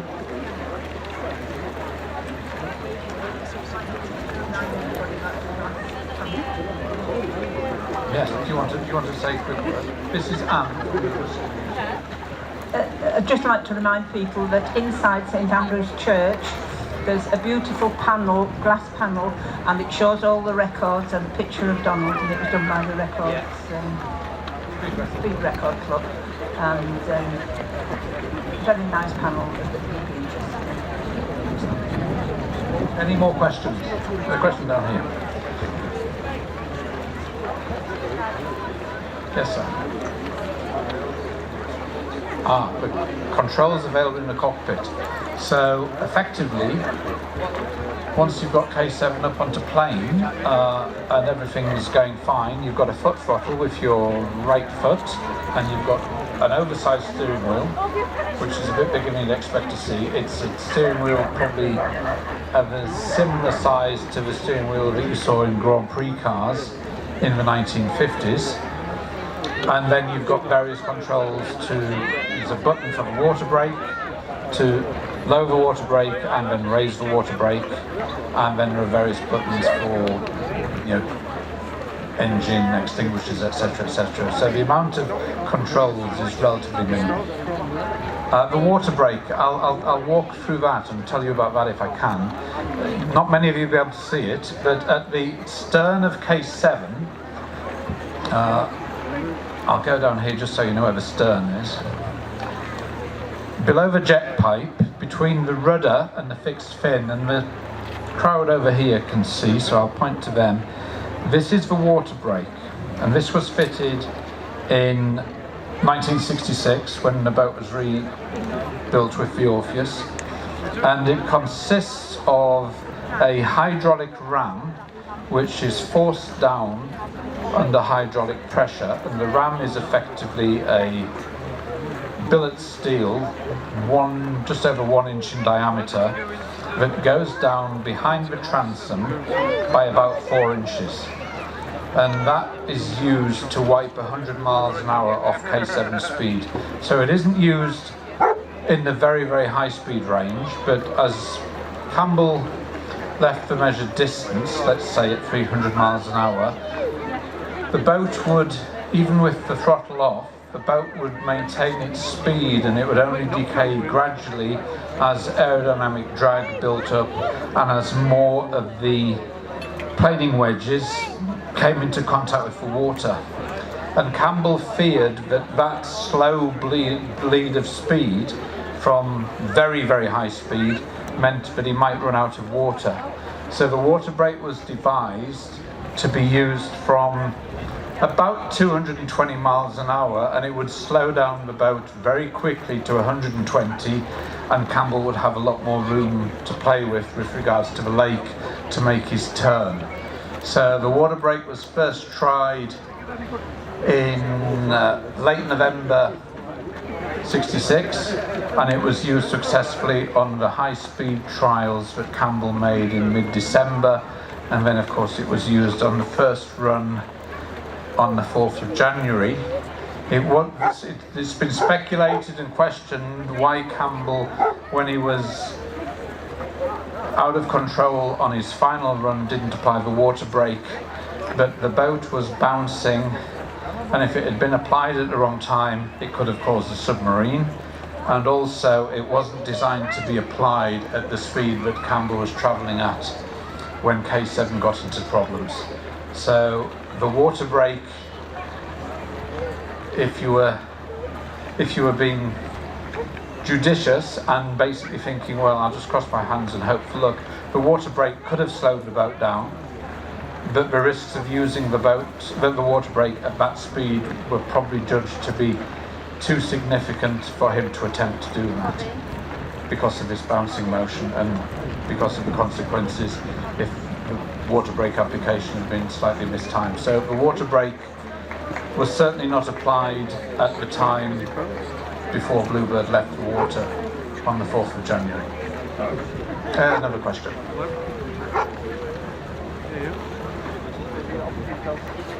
Yeah, great. Yes, so the question is, if Campbell had completed that second run, what his speed potential could have been. So I look at it slightly differently. He took an extra 500 metres of run up from the south end of the lake and therefore reached his peak speed before he got to the measured kilometre. If he'd reached his peak speed of 328 as he got to the measured kilometre and the bouncing motion hadn't been going on and he just decided to slightly back out of the throttle and just let the boat cruise for the rest of the measured kilometre, and if it had exited the measured kilometre at, say, 300 miles an hour, that would have given him an average for the measured K on the second run of about 315. If you add that to the 297, that would have given him an overall average of about 307 miles an hour. So that's what could have happened with the best will in the world and the best luck in the world, and if the accident hadn't happened, that's the sort of potential that Campbell was looking to achieve. And unfortunately K7 showed that that was just pushing it just a little bit too far. Another question from Matthew. So, yes, of course. Yes. Right, gondola is leaving in 10 minutes, so if anybody who would like to enjoy the splendour of a trip down the lake on gondola, it's leaving in 10 minutes from the jetty just to the south of the cafe. So, the other question was, where would that have put Campbell in terms of the subsequent history of the water speed record? Well, it might have meant that Lee Taylor never took Campbell's record, so that means Campbell would have still been the holder. It might have been that the target of 307 would have been too high for Ken Warby to aim at in the 1970s. It might also have meant that because Campbell hadn't been killed, other record contenders in the States could have emerged, people like Craig Breedlove or Art Arfons, and they could have built boats which could have beaten Campbell's record. So it's very difficult to say with certainty that even if he had succeeded and he hadn't been killed, that there wouldn't have been further record attempts. You could almost argue it's because he was killed that the number of record attempts that have been made subsequently has been so few, because everybody knows it's such a perilous pursuit. And Campbell was the best in the business, and I would imagine the drivers who were potential contenders for the water speed record thought it. We don't know because it's just a little too rough at the moment. So if any more questions? Upstairs, another question here. they just calm down with the, with Sorry? the van. Is the boat currently insured? It is. I don't know what it's insured for, but I believe we got a very good deal from Tysers Insurance, who are insuring the boat. But if you were to basically say, okay, if this boat was for sale, how much would somebody pay for it? I don't know, but I reckon it would be quite a few £1 million. But I don't know what the cost of the premium is, but the boat is insured. And the event's insured as well. Any more questions? Another question at the back. Yes, sir. Are we going to run this event again? Honestly, nobody knows the answer to that question. I think there'll be a discussion to be had after this event has finished, and the various parties to that discussion will decide whether they want to run again next year, or whether they might want to have the option to run again at some time in the future. So I don't think that's a decision that at the moment can yet be firmly taken on either side of that argument. Remember, this is a historic item, and it's a museum piece, and it's unique, and it's the only one of its type. So obviously the Ruskin Museum are very protective custodians of Bluebird K7. So they'll want, and the other parties that are subject to these runs will think long and hard about you know, what happens with K7. But obviously, you know, there's a sway of opinion that says these things come to life when you can see them in their element out on the boat, so out on the water. So if it can be done, and can be done well and done successfully, and there's interest, there's every chance that it might happen. Another question. Are we going to get another run today? Certainly that's the intention. I would imagine the team at the moment are probably having their lunch, and the weather conditions at the moment are probably just a little bit marginal. So like anything else related with this thing operating on Coniston, to a certain extent we're hostages to the weather. But if there's a possibility of running K7 again, then that is the possibility that the team want to take advantage of, and so that's certainly the intention. Yes, sir.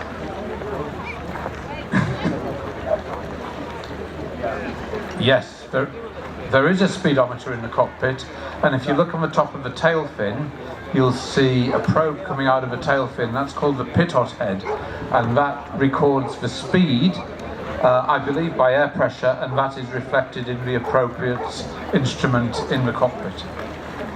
Previous to that, older iterations of K7 had a combination of a water speedometer, where you had a sensor effectively below the rear planing shoe, and also the same sort of pitot head, but it was mounted in a slightly different place. So Donald Campbell had the ability, whilst he was piloting K7, to have an approximation of the speed that he was doing. Any more questions? If there's no more questions, I might go and get my lunch. So, oh, there is another question. Okay, that's good. Okay. I'll enter this gentleman here, then I'll come to you, sir.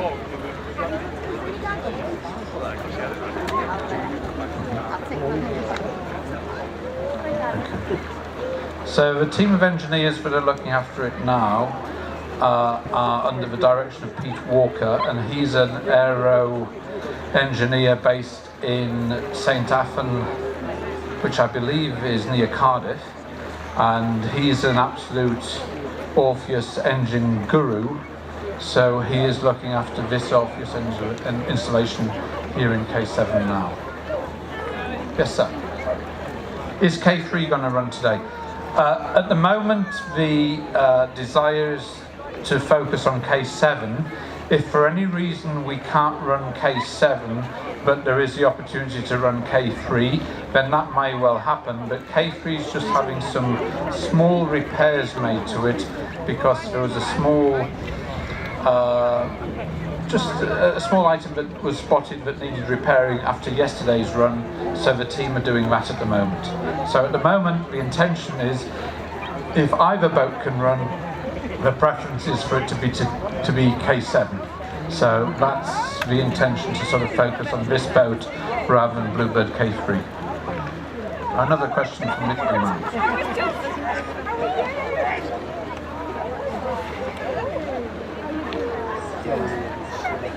Okay, so why don't we see jet-powered boats in normal everyday life? Well, I suppose the reason why that is that jet-powered boats tend to be quite difficult to control. They have to be set up in such a way to sort of harness the power of a jet engine, which tend to be incredibly powerful, and therefore, if you were just looking at normal boats, an outboard piston engine motor does the job probably more efficiently than a jet engine would do. So that's why you don't get jet boats in the normal scheme of things. Any more questions? Otherwise, all you good ladies and gentlemen can go and get some lunch. Oh, 2 more questions here. I like getting some lunch.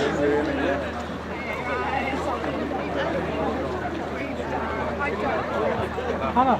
Yes, so the question is, how true is it that the last record attempt was to raise money for Campbell's rocket car? And that was the sole reason why Campbell did this record attempt, because the successful record attempt in '64, when he broke the land speed record and water speed record in the same year, that hadn't raised as much interest or as much backing as he hoped, so he thought doing a quick record attempt in Britain where he could turn it round in the space of a few weeks, he thought that would be something that sponsors would be interested in, and they still think Campbell was relevant and get behind him. But it never worked out like that. What happened to 1.1? 1.1 was never built. There was a 2/3 mock-up built, which was used to try and entice the press, and that mock-up survived after Campbell was killed, but what happened to it I do not know. But it wasn't a proper vehicle, it was just something that looked approximately like Mark 1.1 would look. It's not a question over here. Ah, here we are. Yes, sir. Mr. Woppett. Yes. Was Mr. Woppett found the day Campbell was killed? Yes, he was. He was found by Leo Villa floating on the lake surface about 20 minutes after the accident. And the accident happened in front of Leo Villa's course boat. Leo Villa was Donald Campbell's long-term engineer and friend. He'd been with Sir Malcolm Campbell in the 1920s and 30s, and when Sir Malcolm Campbell died right at the very end of 1948, Leo Villa, once Donald Campbell decided that he was also going to go for water speed record, Leo Villa became Donald Campbell's chief engineer and confidant and best friend, I would imagine. Sorry, yes, of course. This little lady, sorry, yes. I know, yeah. Oh, why didn't it stop earlier? No, it was just the wind.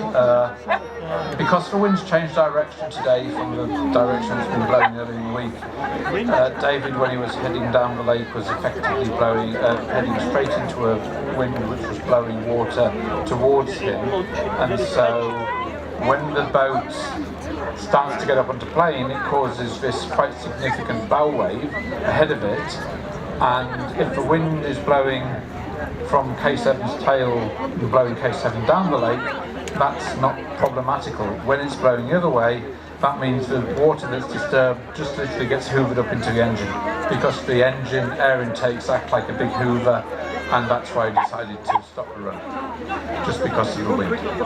Yes, sir.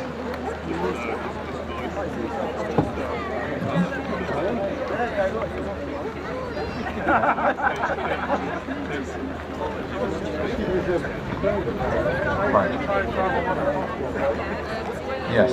So, I don't know whether any of you are familiar with Across the Lake, which was the drama documentary which was made with Anthony Hopkins as starring as Donald Campbell in 1988.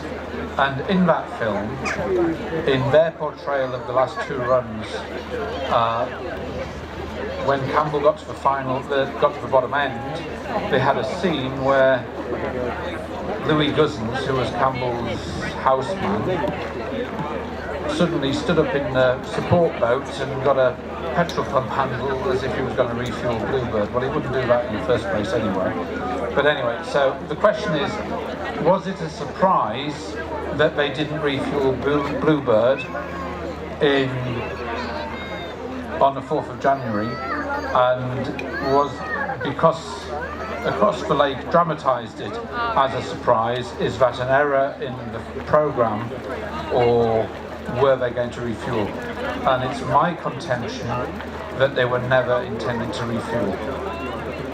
Campbell had started experimenting with quick return runs at Lake Dumbleyoung in 1964, and that had worked well for him. And all the trial runs that Campbell did here in 1966, on the 10th, 12th, 13th, 14th of December, and then the two runs he did on Christmas Day, he never refueled. K7, as we know, holds enough fuel to do two runs and still have some fuel left. it actually held enough fuel to potentially do 3 runs. After the 3rd run it would be pretty much out. So he didn't need to refuel. A lot was made of the fact that he didn't refuel. Because he didn't refuel, that meant that he didn't spend 20 minutes or half an hour down the far end, and that meant that because he came back immediately, it led to speculation that he'd run into his own wash. So the way that the run was programmed, if you like, was there was the option to refuel, but it wasn't mandated that he was going to refuel, and he didn't need to refuel because of K7 running short of fuel.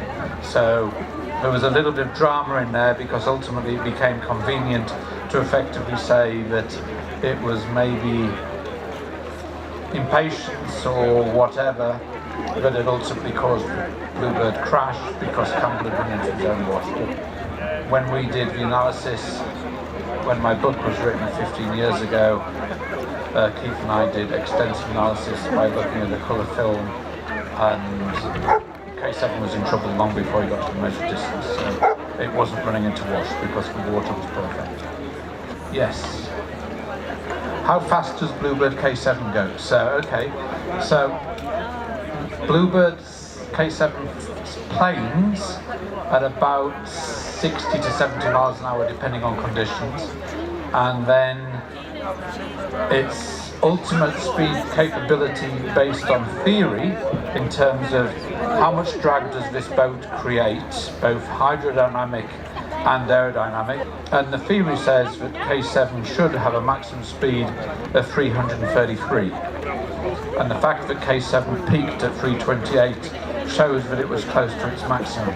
If you're to ask the question, what is the safest operating speed that K7 could operate at, and the accident that happened in '67 not to have happened, it's probably somewhere just over 300 miles an hour. In those conditions on that day, if he hadn't let the speed stray much above 305 miles an hour, then the events that happened are probably unlikely to have happened. Can it turn on the plane? Yes, it can. So the way Campbell used to operate if he wasn't making a stop is he'd go down to the far end of the lake and turn in the bay at the far end of the lake. He'd drop the tail, and the tail drops first because there's only one planing point. So the tail drops first if you still want to keep it in sort of planing mode, and you still have the front planes up, and then when you start to accelerate again, the tail will pop up as well. So it is possible to turn and still keep it into plane, providing you've got enough room, because that turn is being made at about 40 miles an hour. Yes, sir. Yes. How much of Bluebird was refabricated? I think we had a similar question, but perhaps this gentleman arrived subsequent to that. So, if we look at Bluebird, everything behind this line, behind the cockpit, was more or less intact. Heavily bruised and dented, but more or less intact. The sponsons were torn off. The main spar here at the back remained intact and attached to the boat. This spar, when the impact happened, it hit the water and bounced off the water, not dissimilar to a skimming stone, bouncing off the water, and landed, I believe it was about 600 feet to the north. So both sponsons were torn off. The nose section forward of the intakes basically disintegrated and broke into many pieces, and the frame broke at the intake point as well. So when the boat was recovered in 2001, what was effectively brought up this beach was the boat after the intake. So the intakes were completely wrecked. So when the boat was rebuilt, it was possible to effectively rebuild. This is all original.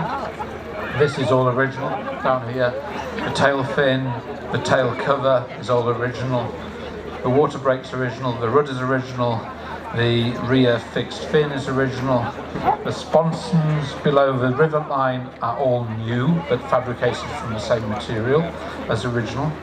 Some of the fairings above the rivet line are original, some of them are new. And what the Bluebird project did when K7 was rebuilt, after the bulk of the hull was recovered, they made subsequent dives to pick up all the small pieces, and they are reasonably confident that any piece which was higher than a cigarette box was picked up off the bottom of the lake. There's a few pieces missing, but they're reasonably confident that they got everything that's down there. And those original pieces, where possible, were incorporated into the new build.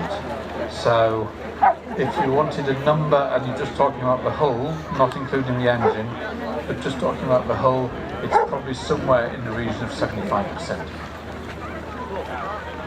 Any more questions? Another question down here. This is good, keeping all the downtime. I'm sorry about all this downtime, but this is the vagaries of the Lake District weather. Yes. Why did it start to bounce? Now that's a very, very good question. And it was probably because it was going so quickly that its dynamic stability just totally broke down. But so the attempt had been suspended to allow everyone to go and have their Christmas holidays. And Campbell made runs on Christmas Day with the help of 4 helpers. They launched from Pier Cottage. He made 2 runs at about 250 miles an hour. And then the next day was also beautiful weather, but they didn't go that day. And then the next day, the 27th, was very nice weather. So Campbell decided to make another run, and his excuse was that he wanted to get practice in, and he wanted to check how the boat was running, because a new fuel pump had been fitted by Bristol Siddeley on the 15th of December, and he'd had no opportunity to try out the effectiveness of that new fuel pump and how much extra power it allowed the Orpheus to develop. Unfortunately, on the return run on the 27th, this front spar here, Campbell hit a duck.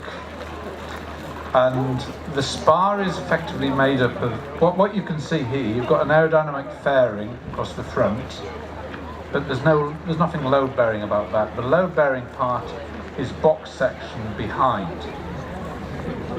So when he hit this duck, it caused a significant dent in this fairing, to the point where it pushed the aerodynamic part of the fairing right back into the load-bearing part.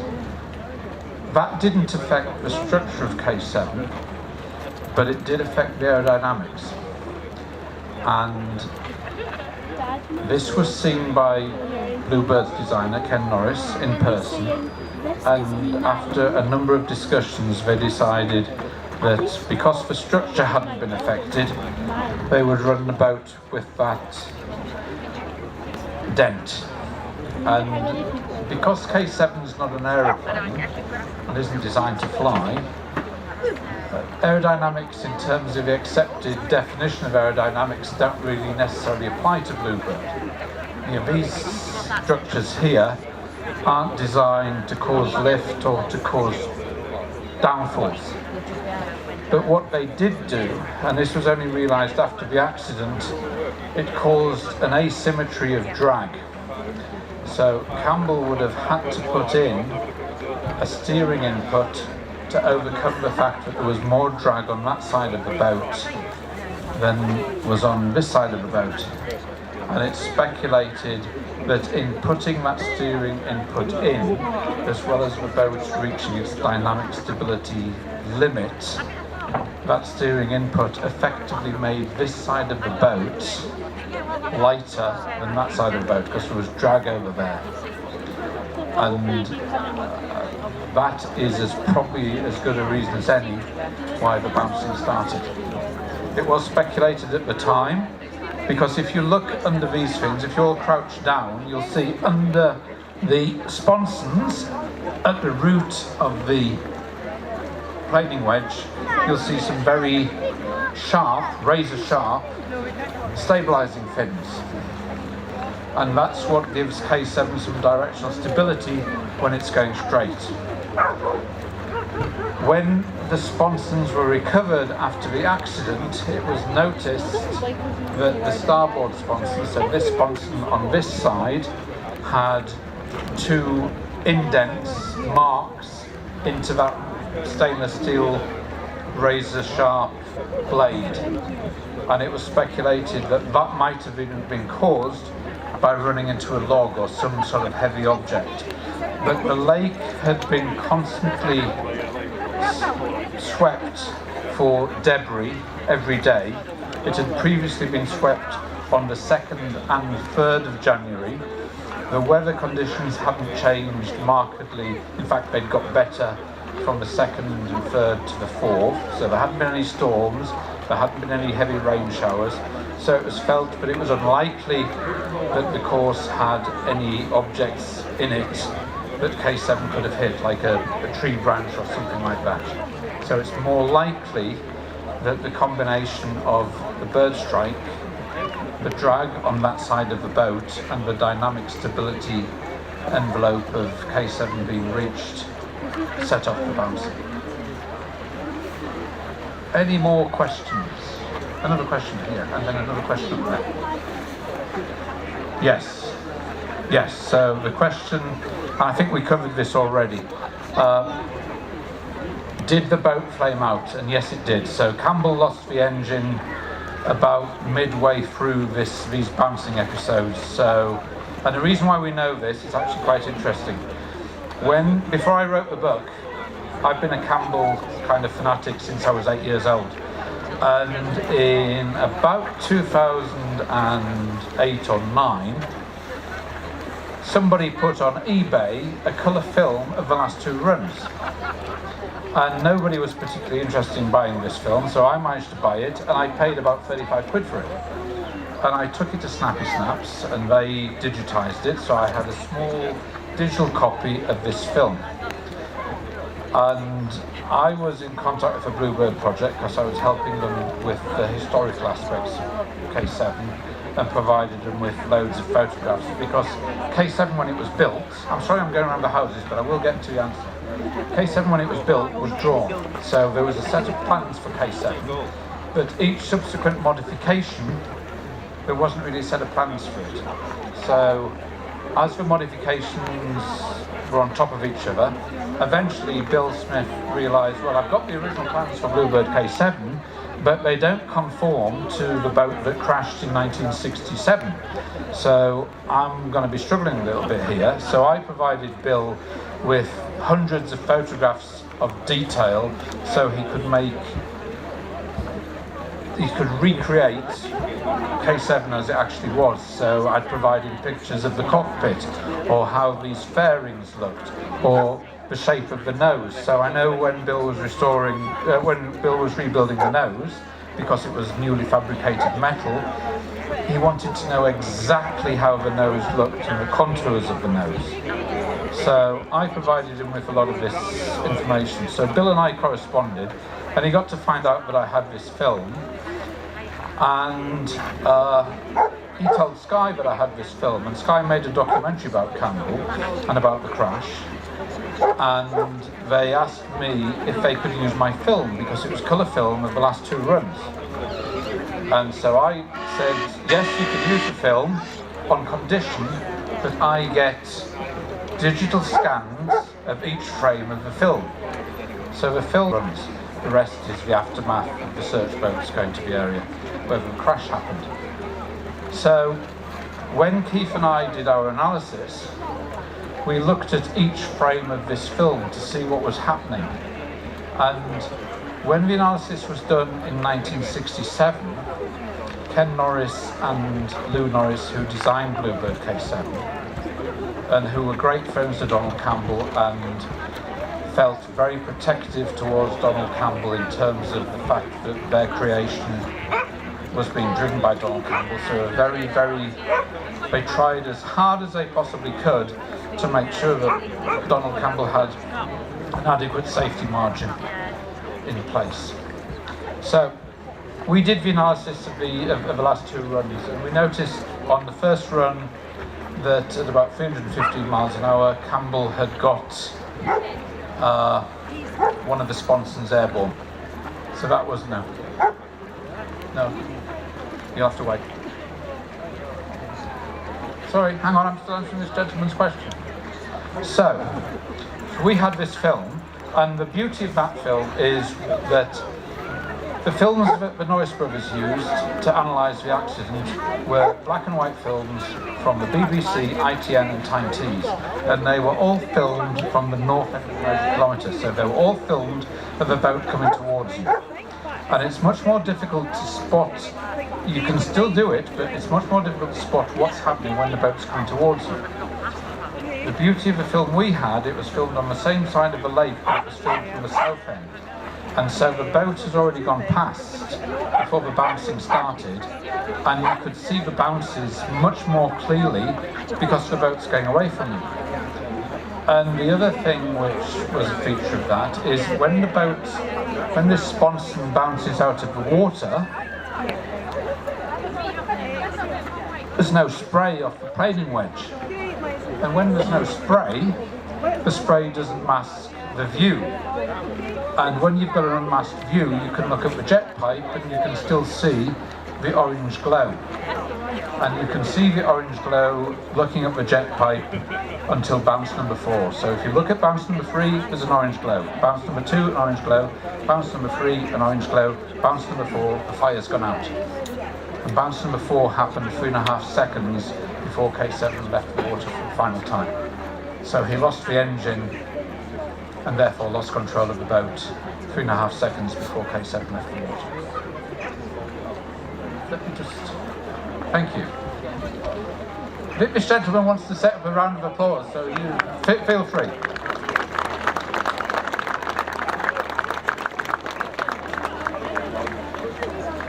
Excellent. So, there was another question, I believe, up here. There was. Excellent. Very good. Yes, sir. Yes, the origins of the film, I'll tell you. So we believe the film was filmed by a company called Four Companies Productions, which was a consortium of the smaller ITV stations in the mid-60s. And it was basically, they were planning to make a film of Campbell's final attempt. They didn't know it was going to be Campbell's final attempt, called The Price of a Record. And they were paying Donald Campbell an amount of money to make this film and have access to him, and then they hoped to syndicate this film, and Campbell hoped to make some more money out of it, you know, post the record. So Four Companies was Border TV, HTV, Grampian and Ulster, and they were filming in colour because they were making a documentary, not filming in colour for the news. And at that time the news was still in black and white, but they were filming in colour because they wanted to distribute it widely. So this film existed, the documentary existed, it was released in, I think, July '67, and the existence of this colour film was known of the whole, you know, the whole sort of 2-month campaign. When Across the Lake was made, it's almost, Across the Lake used the same footage of the final 2 runs, but they flipped it. So it gave the impression that instead of the camera point being on that side of the lake at the south end, it was on this side of the lake at the south end. So everything was flipped. So as the boat was going down the lake, instead of it travelling from, from right to left, in Across the Lake, it travels from left to right. So we got the film, or we suspect the film that I bought on eBay is the film that was used for that production, and once that production had been made, it was probably given to someone or sold to someone and eventually landed up on eBay. So that's how that film arose. and it was getting the large scans of each frame that liberated all these clues, which weren't immediately, and certainly hadn't been picked upon when the analysis was made by the team in 1967. They knew that he'd lost the engine on the rundown. They suspected it was more likely to be a throttle indent because that was after the engine had gone back into idle. But they weren't aware that Campbell had one side of the boat airborne on the first run. Here comes the fuel bowser, which means they're going to put some fuel in K7, which hopefully means after the fuel has been put in K7, it'll be towed back out to the pontoon and another run will be attempted, which is good news. So I will just step out of the way whilst this happens. I'm happy to answer any more questions. Yes, sir. Oh yes, some sponsons. Right, this couple are very kindly showing me. Oh, thank you. Yes, so I'll walk around with the crowd and make you sort of see. Yes, yes. The Rex sponsors, that's right. So I don't know if you can see this, but there are two pictures in my hand.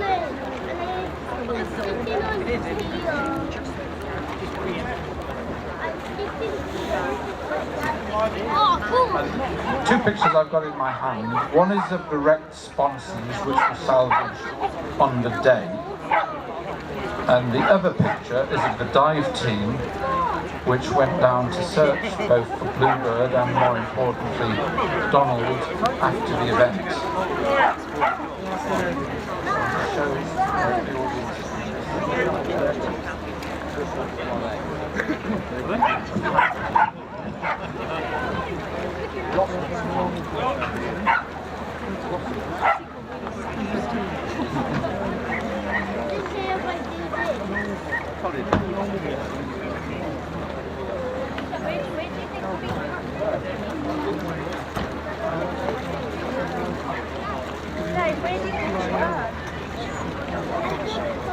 After the accident, various parts, including the sponsons, as I said, were recovered on the day, and those were taken back to the slipway and eventually taken back to the south of England, and then their fate is unknown. So they might have been buried, they might have been sold for scrap, we're not sure. But the most important thing after the accident for the team, I think once the accident had happened, they realised that for us the accident meant that Donald Campbell couldn't have survived it, but the most important thing the team had in mind was to recover his body. So the boat crashed in about 145 feet of water, and some Royal Navy dive team was called in from HMS Safeguard, which is in Rosyth in Scotland, and they arrived here on the evening of the 4th of January, and they made their first dive on the 5th of January, and I think it was after their third dive they located the main hull of Bluebird. They then worked back south to try and locate the impact point, because their theory was that Campbell's body would be approximately at the point of impact, or certainly at some point close to the point of impact, and certainly not where K7 had come to rest, because it had been apparent from the TV pictures that just shortly before K7 sank, it was apparent that the boat had broken at the cockpit area. So the dive team made their first dive on the 5th, and they continued to make dives for the next number of days, and they basically identified the items that had caused every splash on the film, and they hadn't found Donald. And then they looked at some film made by another film company, and they saw a still photo taken by the Daily Mirror photographer that showed what they didn't know at the time. It actually showed the front spar ricocheting out of the crash in mid-air. They speculated that it might be Campbell's body, and it was worth looking at to see where this spar had landed. So Ken Norris did some calculations with regards to that item's potential trajectory and where it could have landed, and then they looked at some other film that had a splash point. So the dive team dived on that splash point and they found the front spar. The mistake, they didn't find Donald Campbell, and they didn't find Donald Campbell when the search was called off. I believe it was the 15th or 16th of January. And they called off the search because they said, we have searched every single clue that had a splash, and we found the items that caused that splash. So the only way we could find Donald Campbell would be to have a systematic search of the lake between the impact point and the point of raking. But the mistake they made was that they assumed that the line of travel between the impact point and where Bluebird finally came to rest was the line of travel for the run. And it wasn't, because as Bluebird broke up, it tumbled towards that's the eastern shoreline. I always get mixed up. It tumbled towards the east. So they made an assumption that effectively the line of travel must have been where the impact point was and where they found the boat. But it had tumbled towards the east. So if they'd made, and the clue to where the actual line of travel was, where's the lady that gave you these photographs? Ah, there we go. Yes, I'm sure, yeah. Well, certainly they were helpful. Yes, that was probably... probably about a week after. So, if you give me a refresher, I'll finish my point. The actual line of travel, when the spar bounced off the water, it bounced off the water and kept straight going in a straight line. And I believe it was about 600 feet north of the impact point where they found the spar. But because they hadn't identified that as the line of travel, they hadn't searched along that line. And therefore they hadn't found the body from Campbell. The Bluebird project, with Bill Smith as its leader, when they searched for Bluebird K7 and subsequently for Donald Campbell's body, searched along that line because the spar had been left in place. So they found the spar and searched back from the spar to the recognised impact point.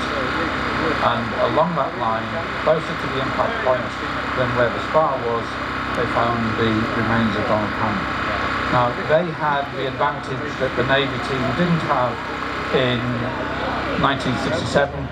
They had access to a lot more gadgets, so they could do scans of the lake bed and find any hard items, any solid items, and then go and send a remote camera to look at that solid item. Christine wants to speak to me. Okay, just a minute.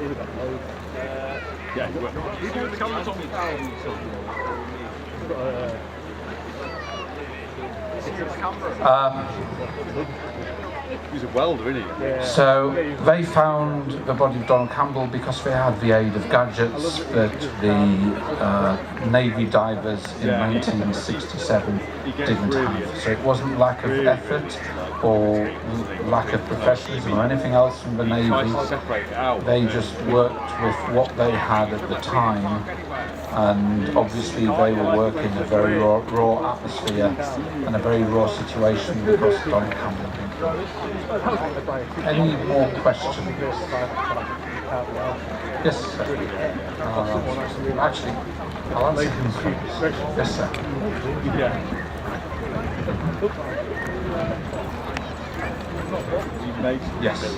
Yes. Because we've got I think probably when the engine went into idle. So the question was, why did Campbell lose the engine in the first run? And the flame out or the loss of engine on the first run was after he had exited the measured kilometre, and it was probably when the engine went into idle, it went into an indent, which meant that the engine cut out. And he was able to relight it within 5 seconds. So if you've got like, Yes, sir. guys are welders, so he does all the work himself. So. Yeah.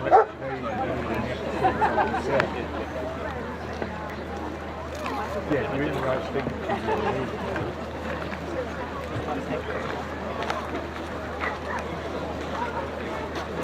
More questions? Yes, sir.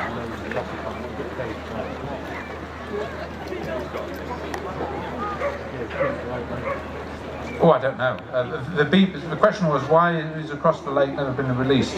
And I would imagine the BBC showed it when they made it in 1988, and I would imagine they probably sold the rights to someone who's never seen the sort of commercial benefit of potentially releasing it, because I think it's probably quite limited. But it would be, obviously to me, it strikes me that the story of those last 8 weeks and what happened is a perfect script for another film.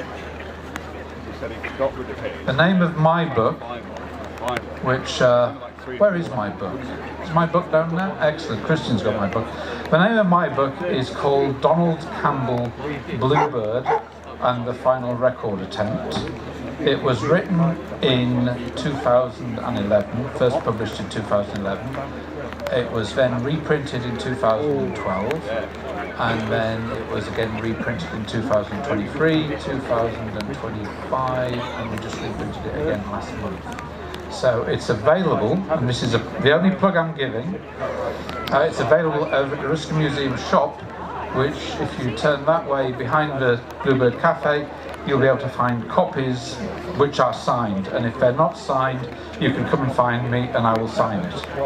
And it is a book which gives a brief history of Donald Campbell and who Donald Campbell was up until the start of 1966, but it is mainly deals with, as the title suggests, the final record attempt.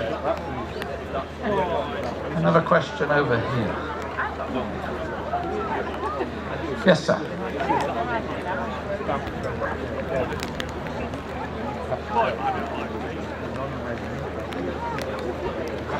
Yes, because of the procession. Yes. So the question was, which direction does the engine turn in, and could that have caused the accident?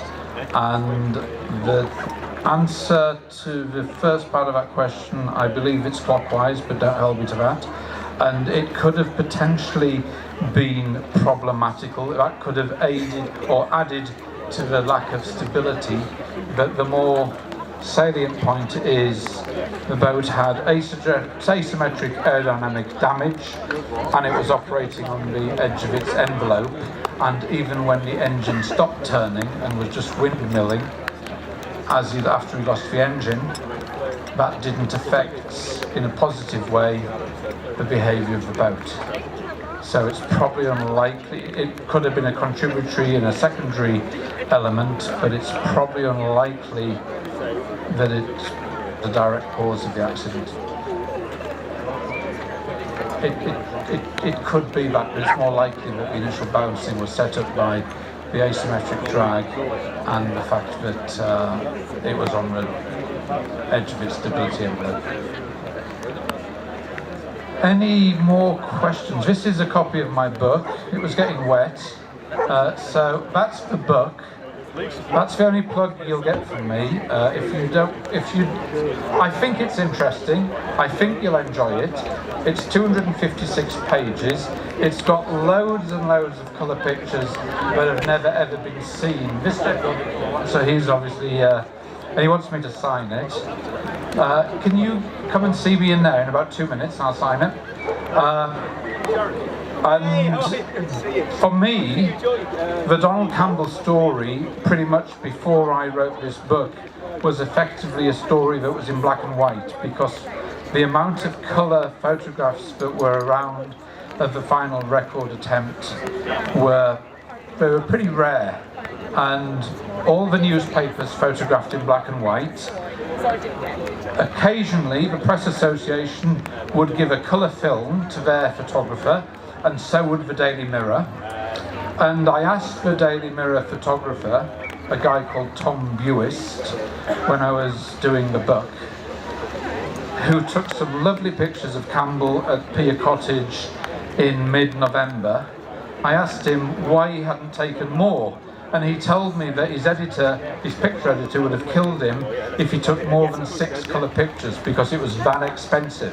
So if you think nowadays with digital people take thousands of pictures, but back then colour film and colour pictures were expensive, and because papers were printed in black and white, there was no real outlet for them. So the vast majority of certainly press photographs that were taken in 1966 and 67 were black and white. So when I got my hands on some colour images, and I was very fortunate to get access to 2 private individuals who had taken colour pictures in December 66, I just thought these pictures were of such great quality that they needed to be seen by a wider audience, so that's what happened. One more question, and then I think I'm going to stop, because hopefully this boat's maybe going to do something. Yes, sir. Yeah.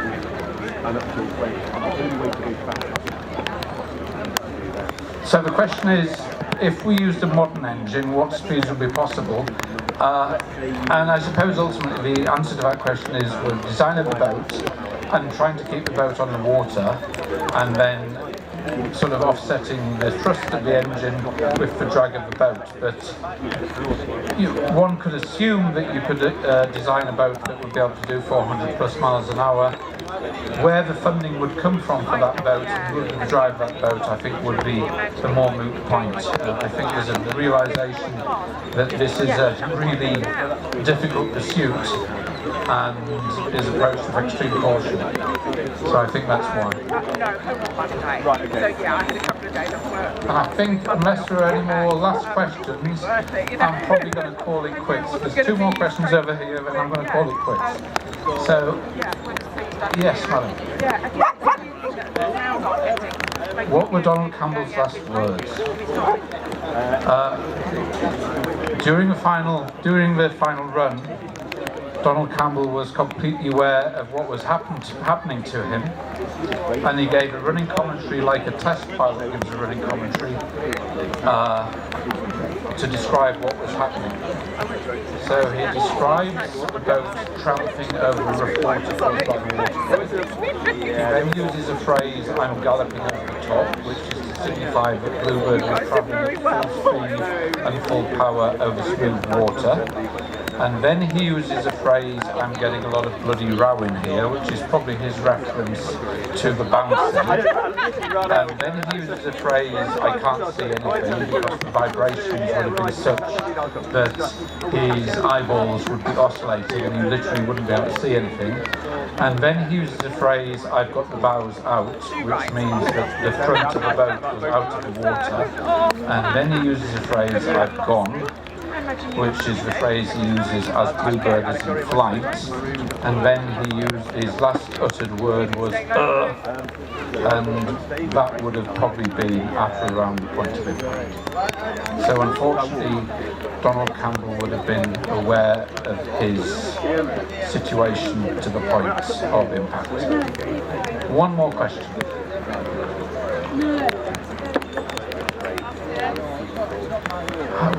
How long did it take to rebuild Bluebird? So Bluebird was recovered in March 2001, and I believe, if I'm right in saying, the rebuild actually commenced in 2006, and K7 was rebuilt to a point where it could run by 2018, but it wasn't exactly fully complete, but it was rebuilt to a point where it could run.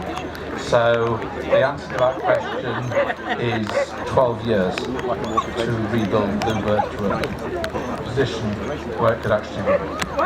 It's great, it's great. And unless there are any more questions, I'm going to go and get myself dry. Oh, I'm going to answer one more question over here, and then I'm going to talk about Gentleman's Book.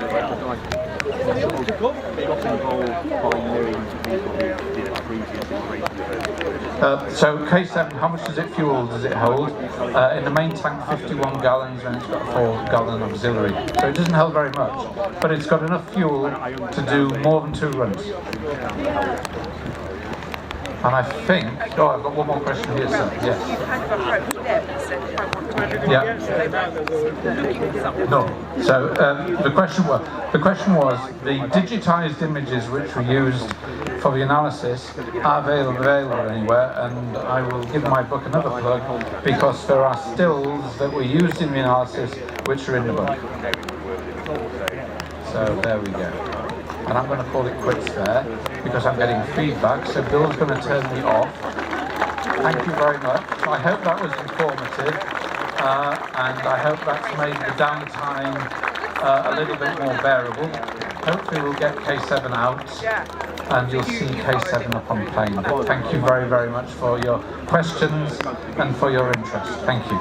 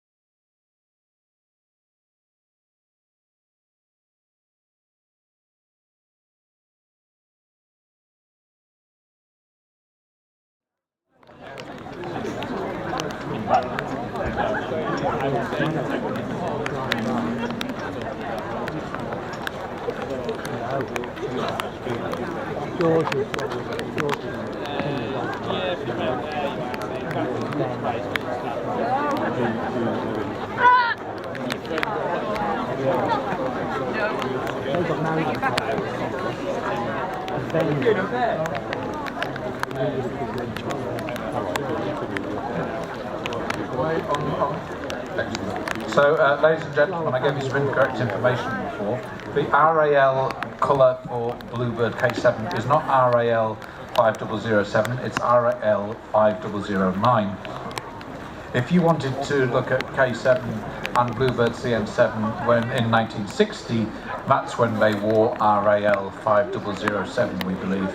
But that colour is RAL 5009. Thank you. That's for your anoraks, by the way.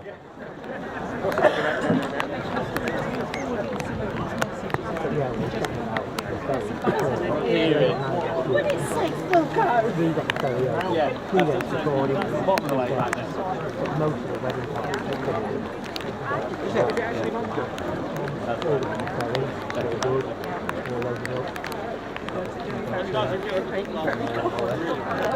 Is the hole at the bottom of the lake kind of transfers upwards slowly?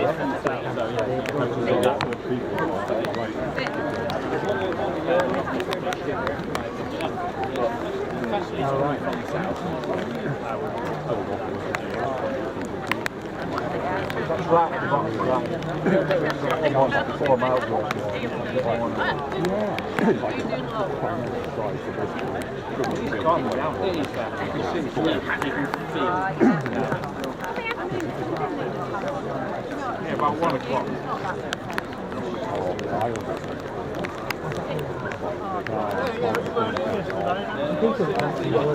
people are leaving. I know.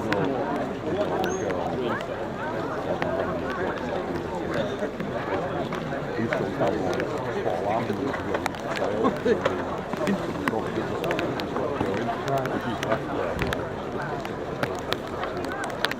So people are living on the island. He's in on the end of the jacket, black cap, grey overall, black pen. The guy on the left, in red, blue in red. The guy opposite him. So there now.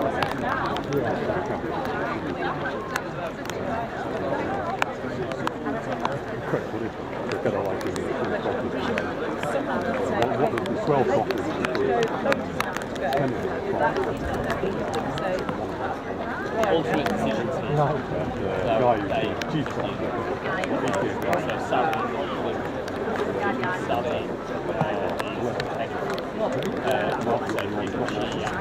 It's not local, it's from 10 miles away. It's not classed as local. In this particular little village, but it's 10 miles away.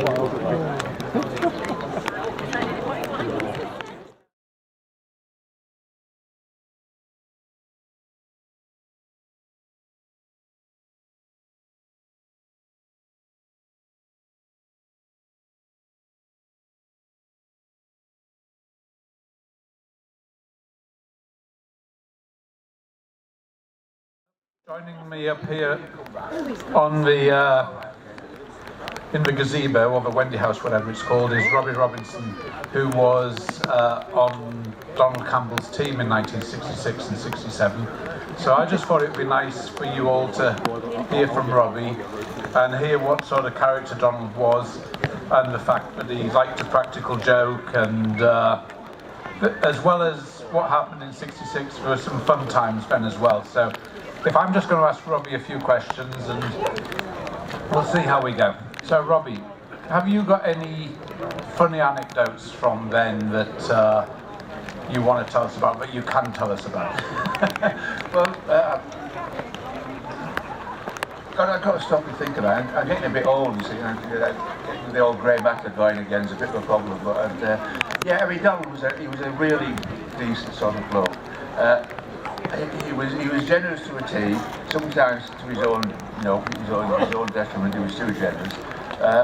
I remember many years ago when I first went to see this boat in 1955 in Ullswater, and very sadly a young chap had fallen off the back of a boat, and Donald immediately stopped all action, made every boat he had available to go and search for this young person. And I remember that he also arranged for this young lad's parents to have a separate room in one of the hotels at Ullswater, and he looked after them. You know, that's the kind of instant reaction you'd get from him.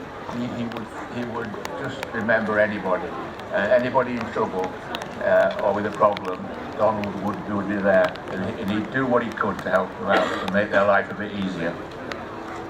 And Robbie, after the 66 attempt was postponed because the timekeepers wanted to go back to Geneva for Christmas, I believe you went on a Christmas shopping expedition with Donald. I did, yes.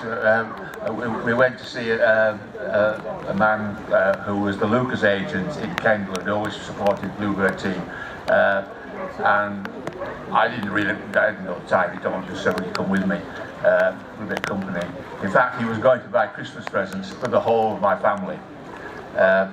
And I didn't realise when I was loading these boxes into the back of his E-Type exactly what was in them until Christmas Day. And then I recognised the boxes and thought, oh, that's what I went to buy. On the way back from then, we stopped off at the Wild Boar Hotel, which belonged to another good friend of Donald's, to Norman Buckley. And that was kind of, I met Donald when he was off duty. And so we were able to sort of, you know, we talked sort of, well, boy talk, I suppose, in a way. He talked about some of his past girlfriends. I better be careful what I say. I think actually my wife's gone home, so it'd probably be, I'm pretty safe for a moment.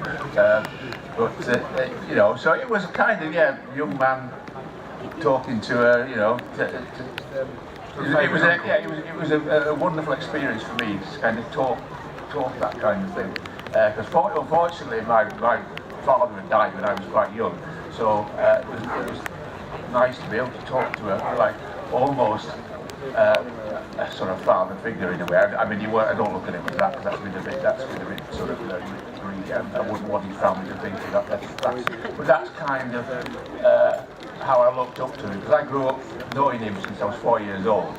And when I first knew him, I had to call him Mr. Campbell. And then I could call him Donald, and then finally in 1966 I got to call him Skipper. So I went through all the phases. But he was a really nice chap. And then on the Christmas Day we talked, you know, I've talked about that sometimes. But that was kind of the boyish bit of him. He was actually living in the bungalow that belonged to my family, and we'd let him have it because it gave him a bit more privacy. He was sort of out of the golf, we call him, if he was living in the hotel. And he came across that morning with a bit of twinkle in his eye, and he said, Robbie, he said, you know how to launch a Bluebird, don't you? And I said, well, yes. He said, you think we could launch it this morning? And I said, well, we can try, Skipper, you know. I didn't know whether he really was going to do it. He said, will you ring Stephen up? That's Stephen Derbyshire, who was the team doctor who lives 2 miles down the road. So I said, well, look, Don, I'll ring him, you talk to him. Anyway, Stephen said, oh, he was also, you know, a bit of a lad. So he was game for it. And we had Paul Evans, who was seconded from the Signals regiment, who'd been looking after the radios in Bluebird. And he was stayed over for Christmas.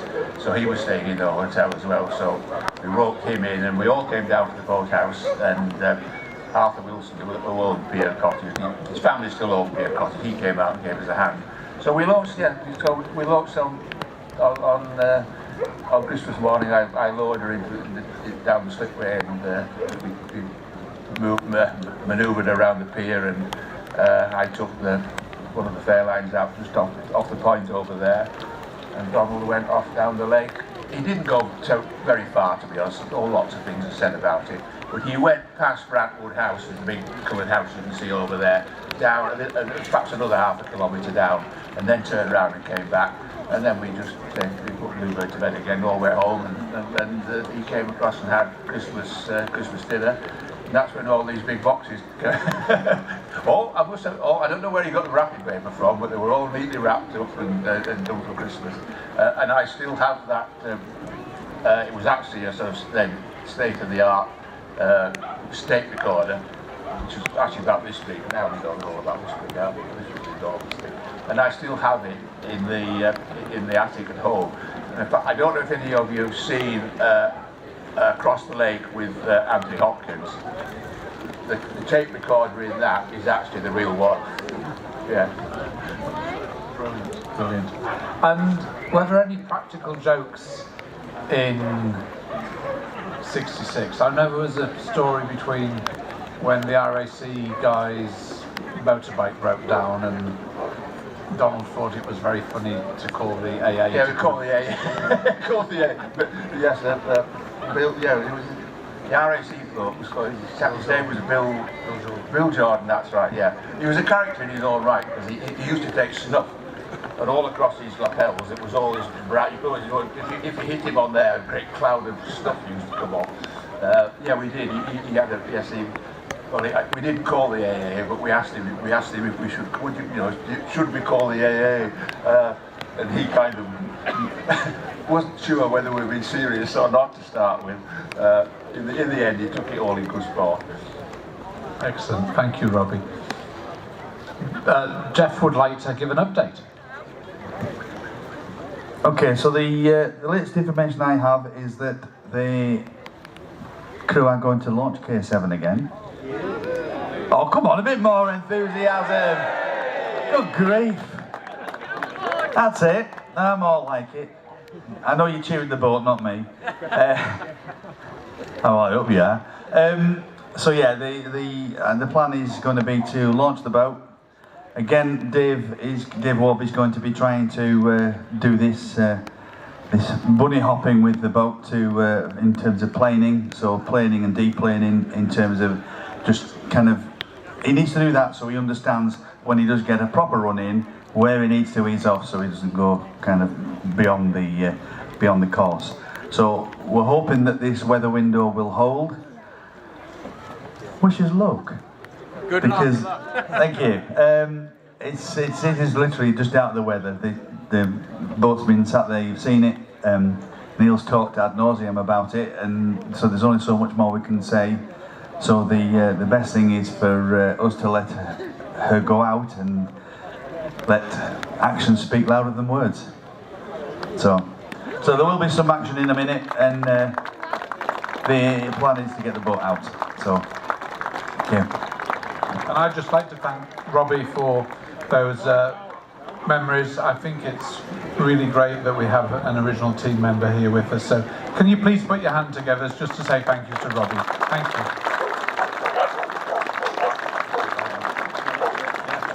I just thank you all for coming here over this week to help keeping the Campbell legend alive.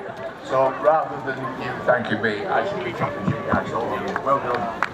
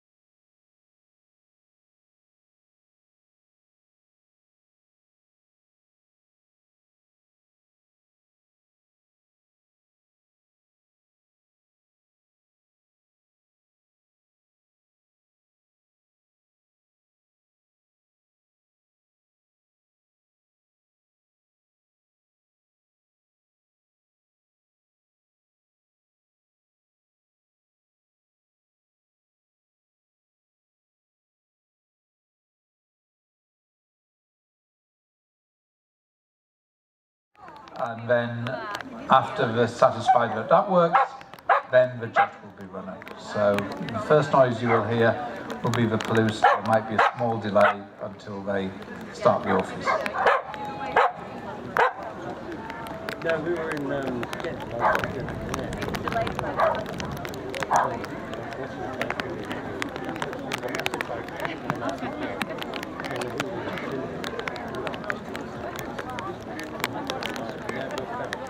so bad.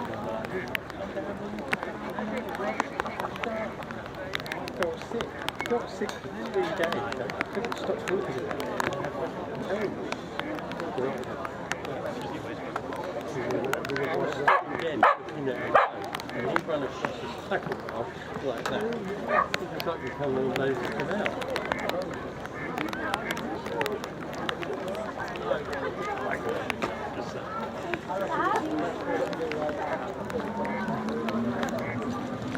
So that noise you can hear is the Palouse starting up on the pontoon.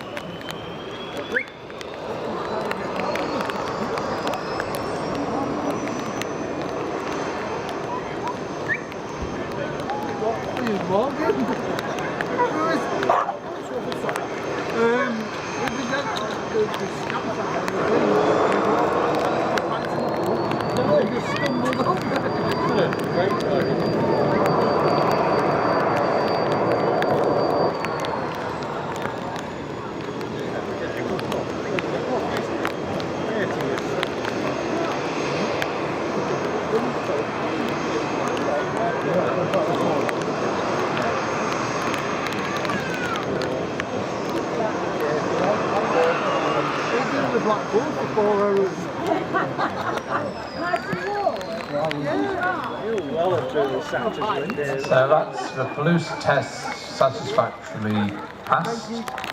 So the next thing will be the Palouse running up again to start K7. Oh, did you miss that?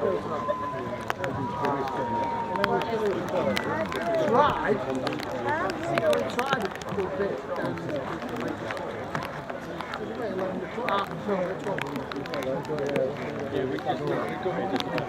Did you? Yeah, there was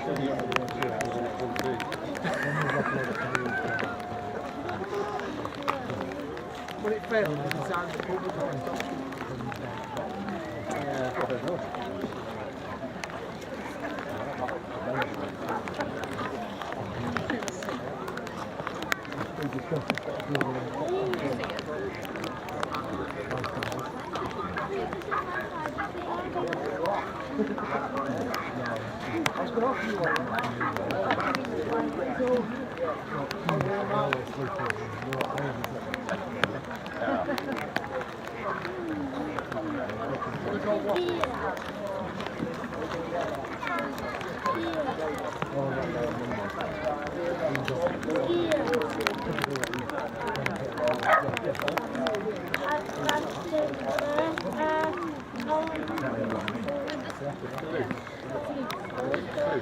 There was a gent, there was a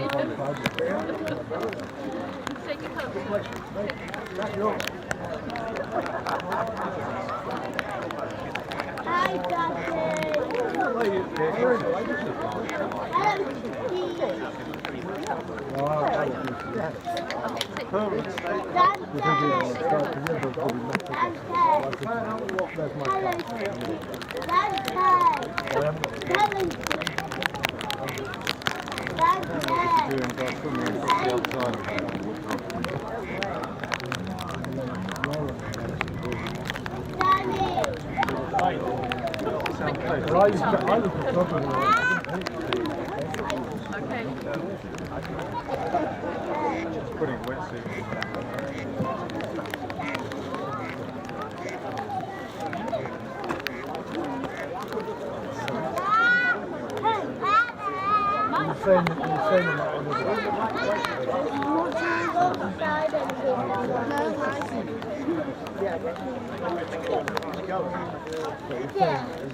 I sit here again.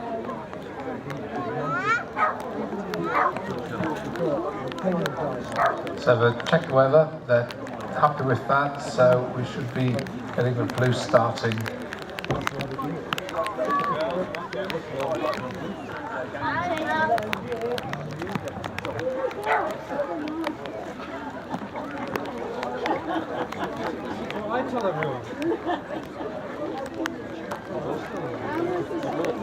Why did Bluebird? Get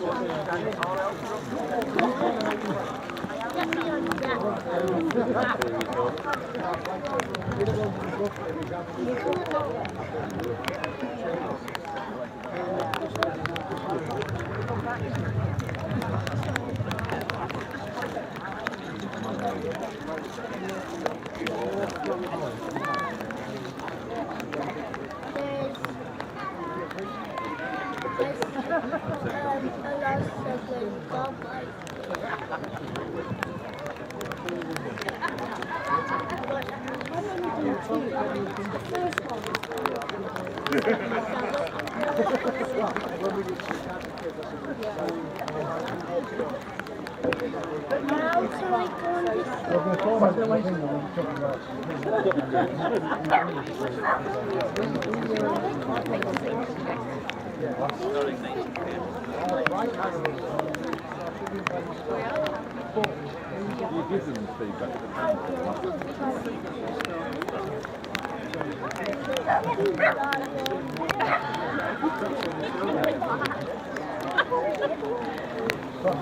Start turning yourself and introducing things to local divorce lawyers.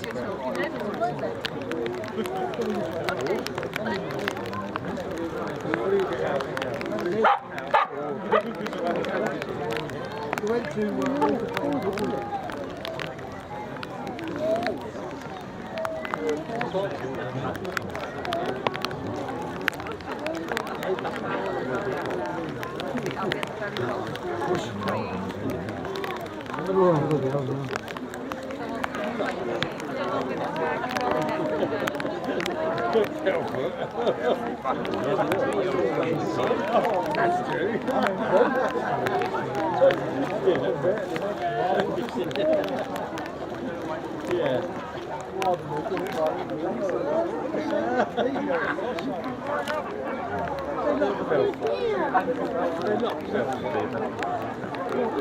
I was out on Friday night, a couple of shit ones, and then got that Liverpool at the moment.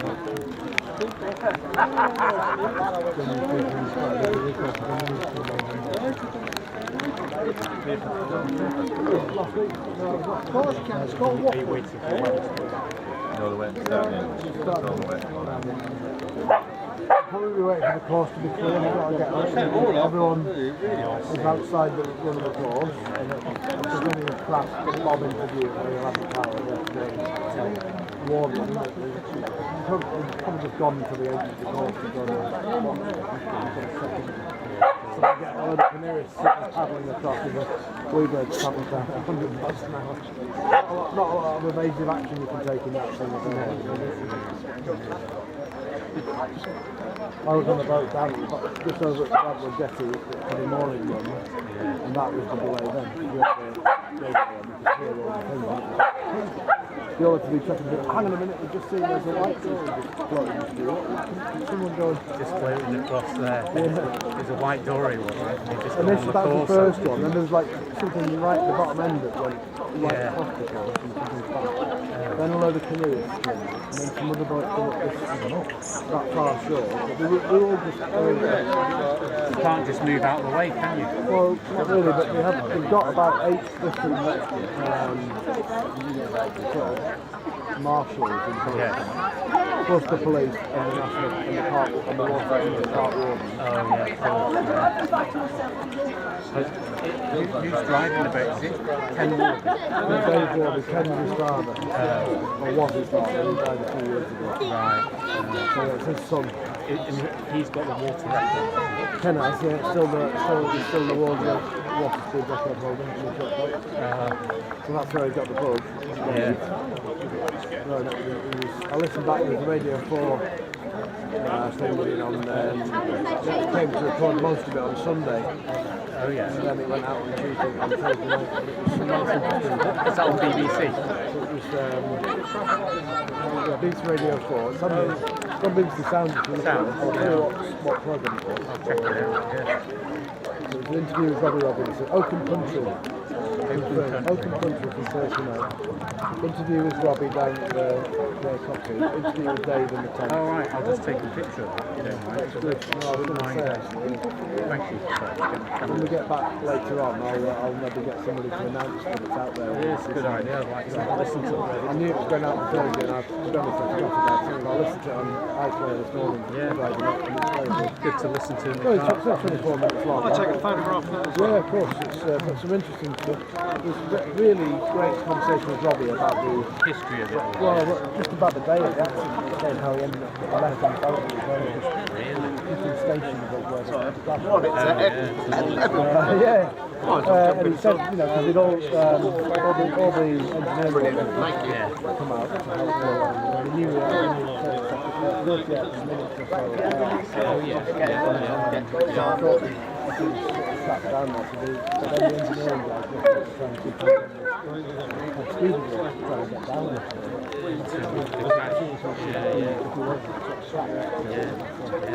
So poor old Robbie was poor guy.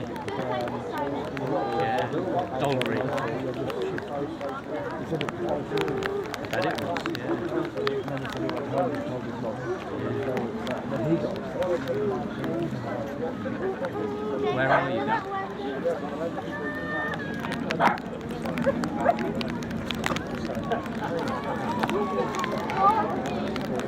I was saying to Neil, it's a shame that it doesn't apparently to be any audio recordings of a lot of stuff that he's been talking about, and indeed I was too late to hear what he No, was but saying. we've got the chance after this. We've got all the audio.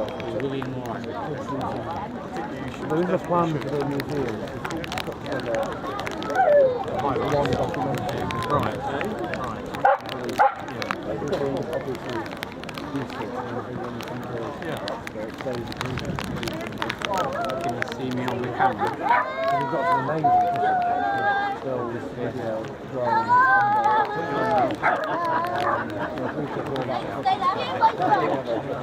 you know, initially just in the museum, but you could show it at the Mountain Festival. You go on tour around the village hall, things like that. Well, that's it. We've put so much money into making it happen. We haven't really thought about how to realise anything that happens. We'll be lucky to wipe the face. If it wasn't for the face, I would hope that we can make a case for a lot more commercial. So look at what we managed to do across 7 days, just led by volunteers and community led. Yes, events and sponsorship, not on the level.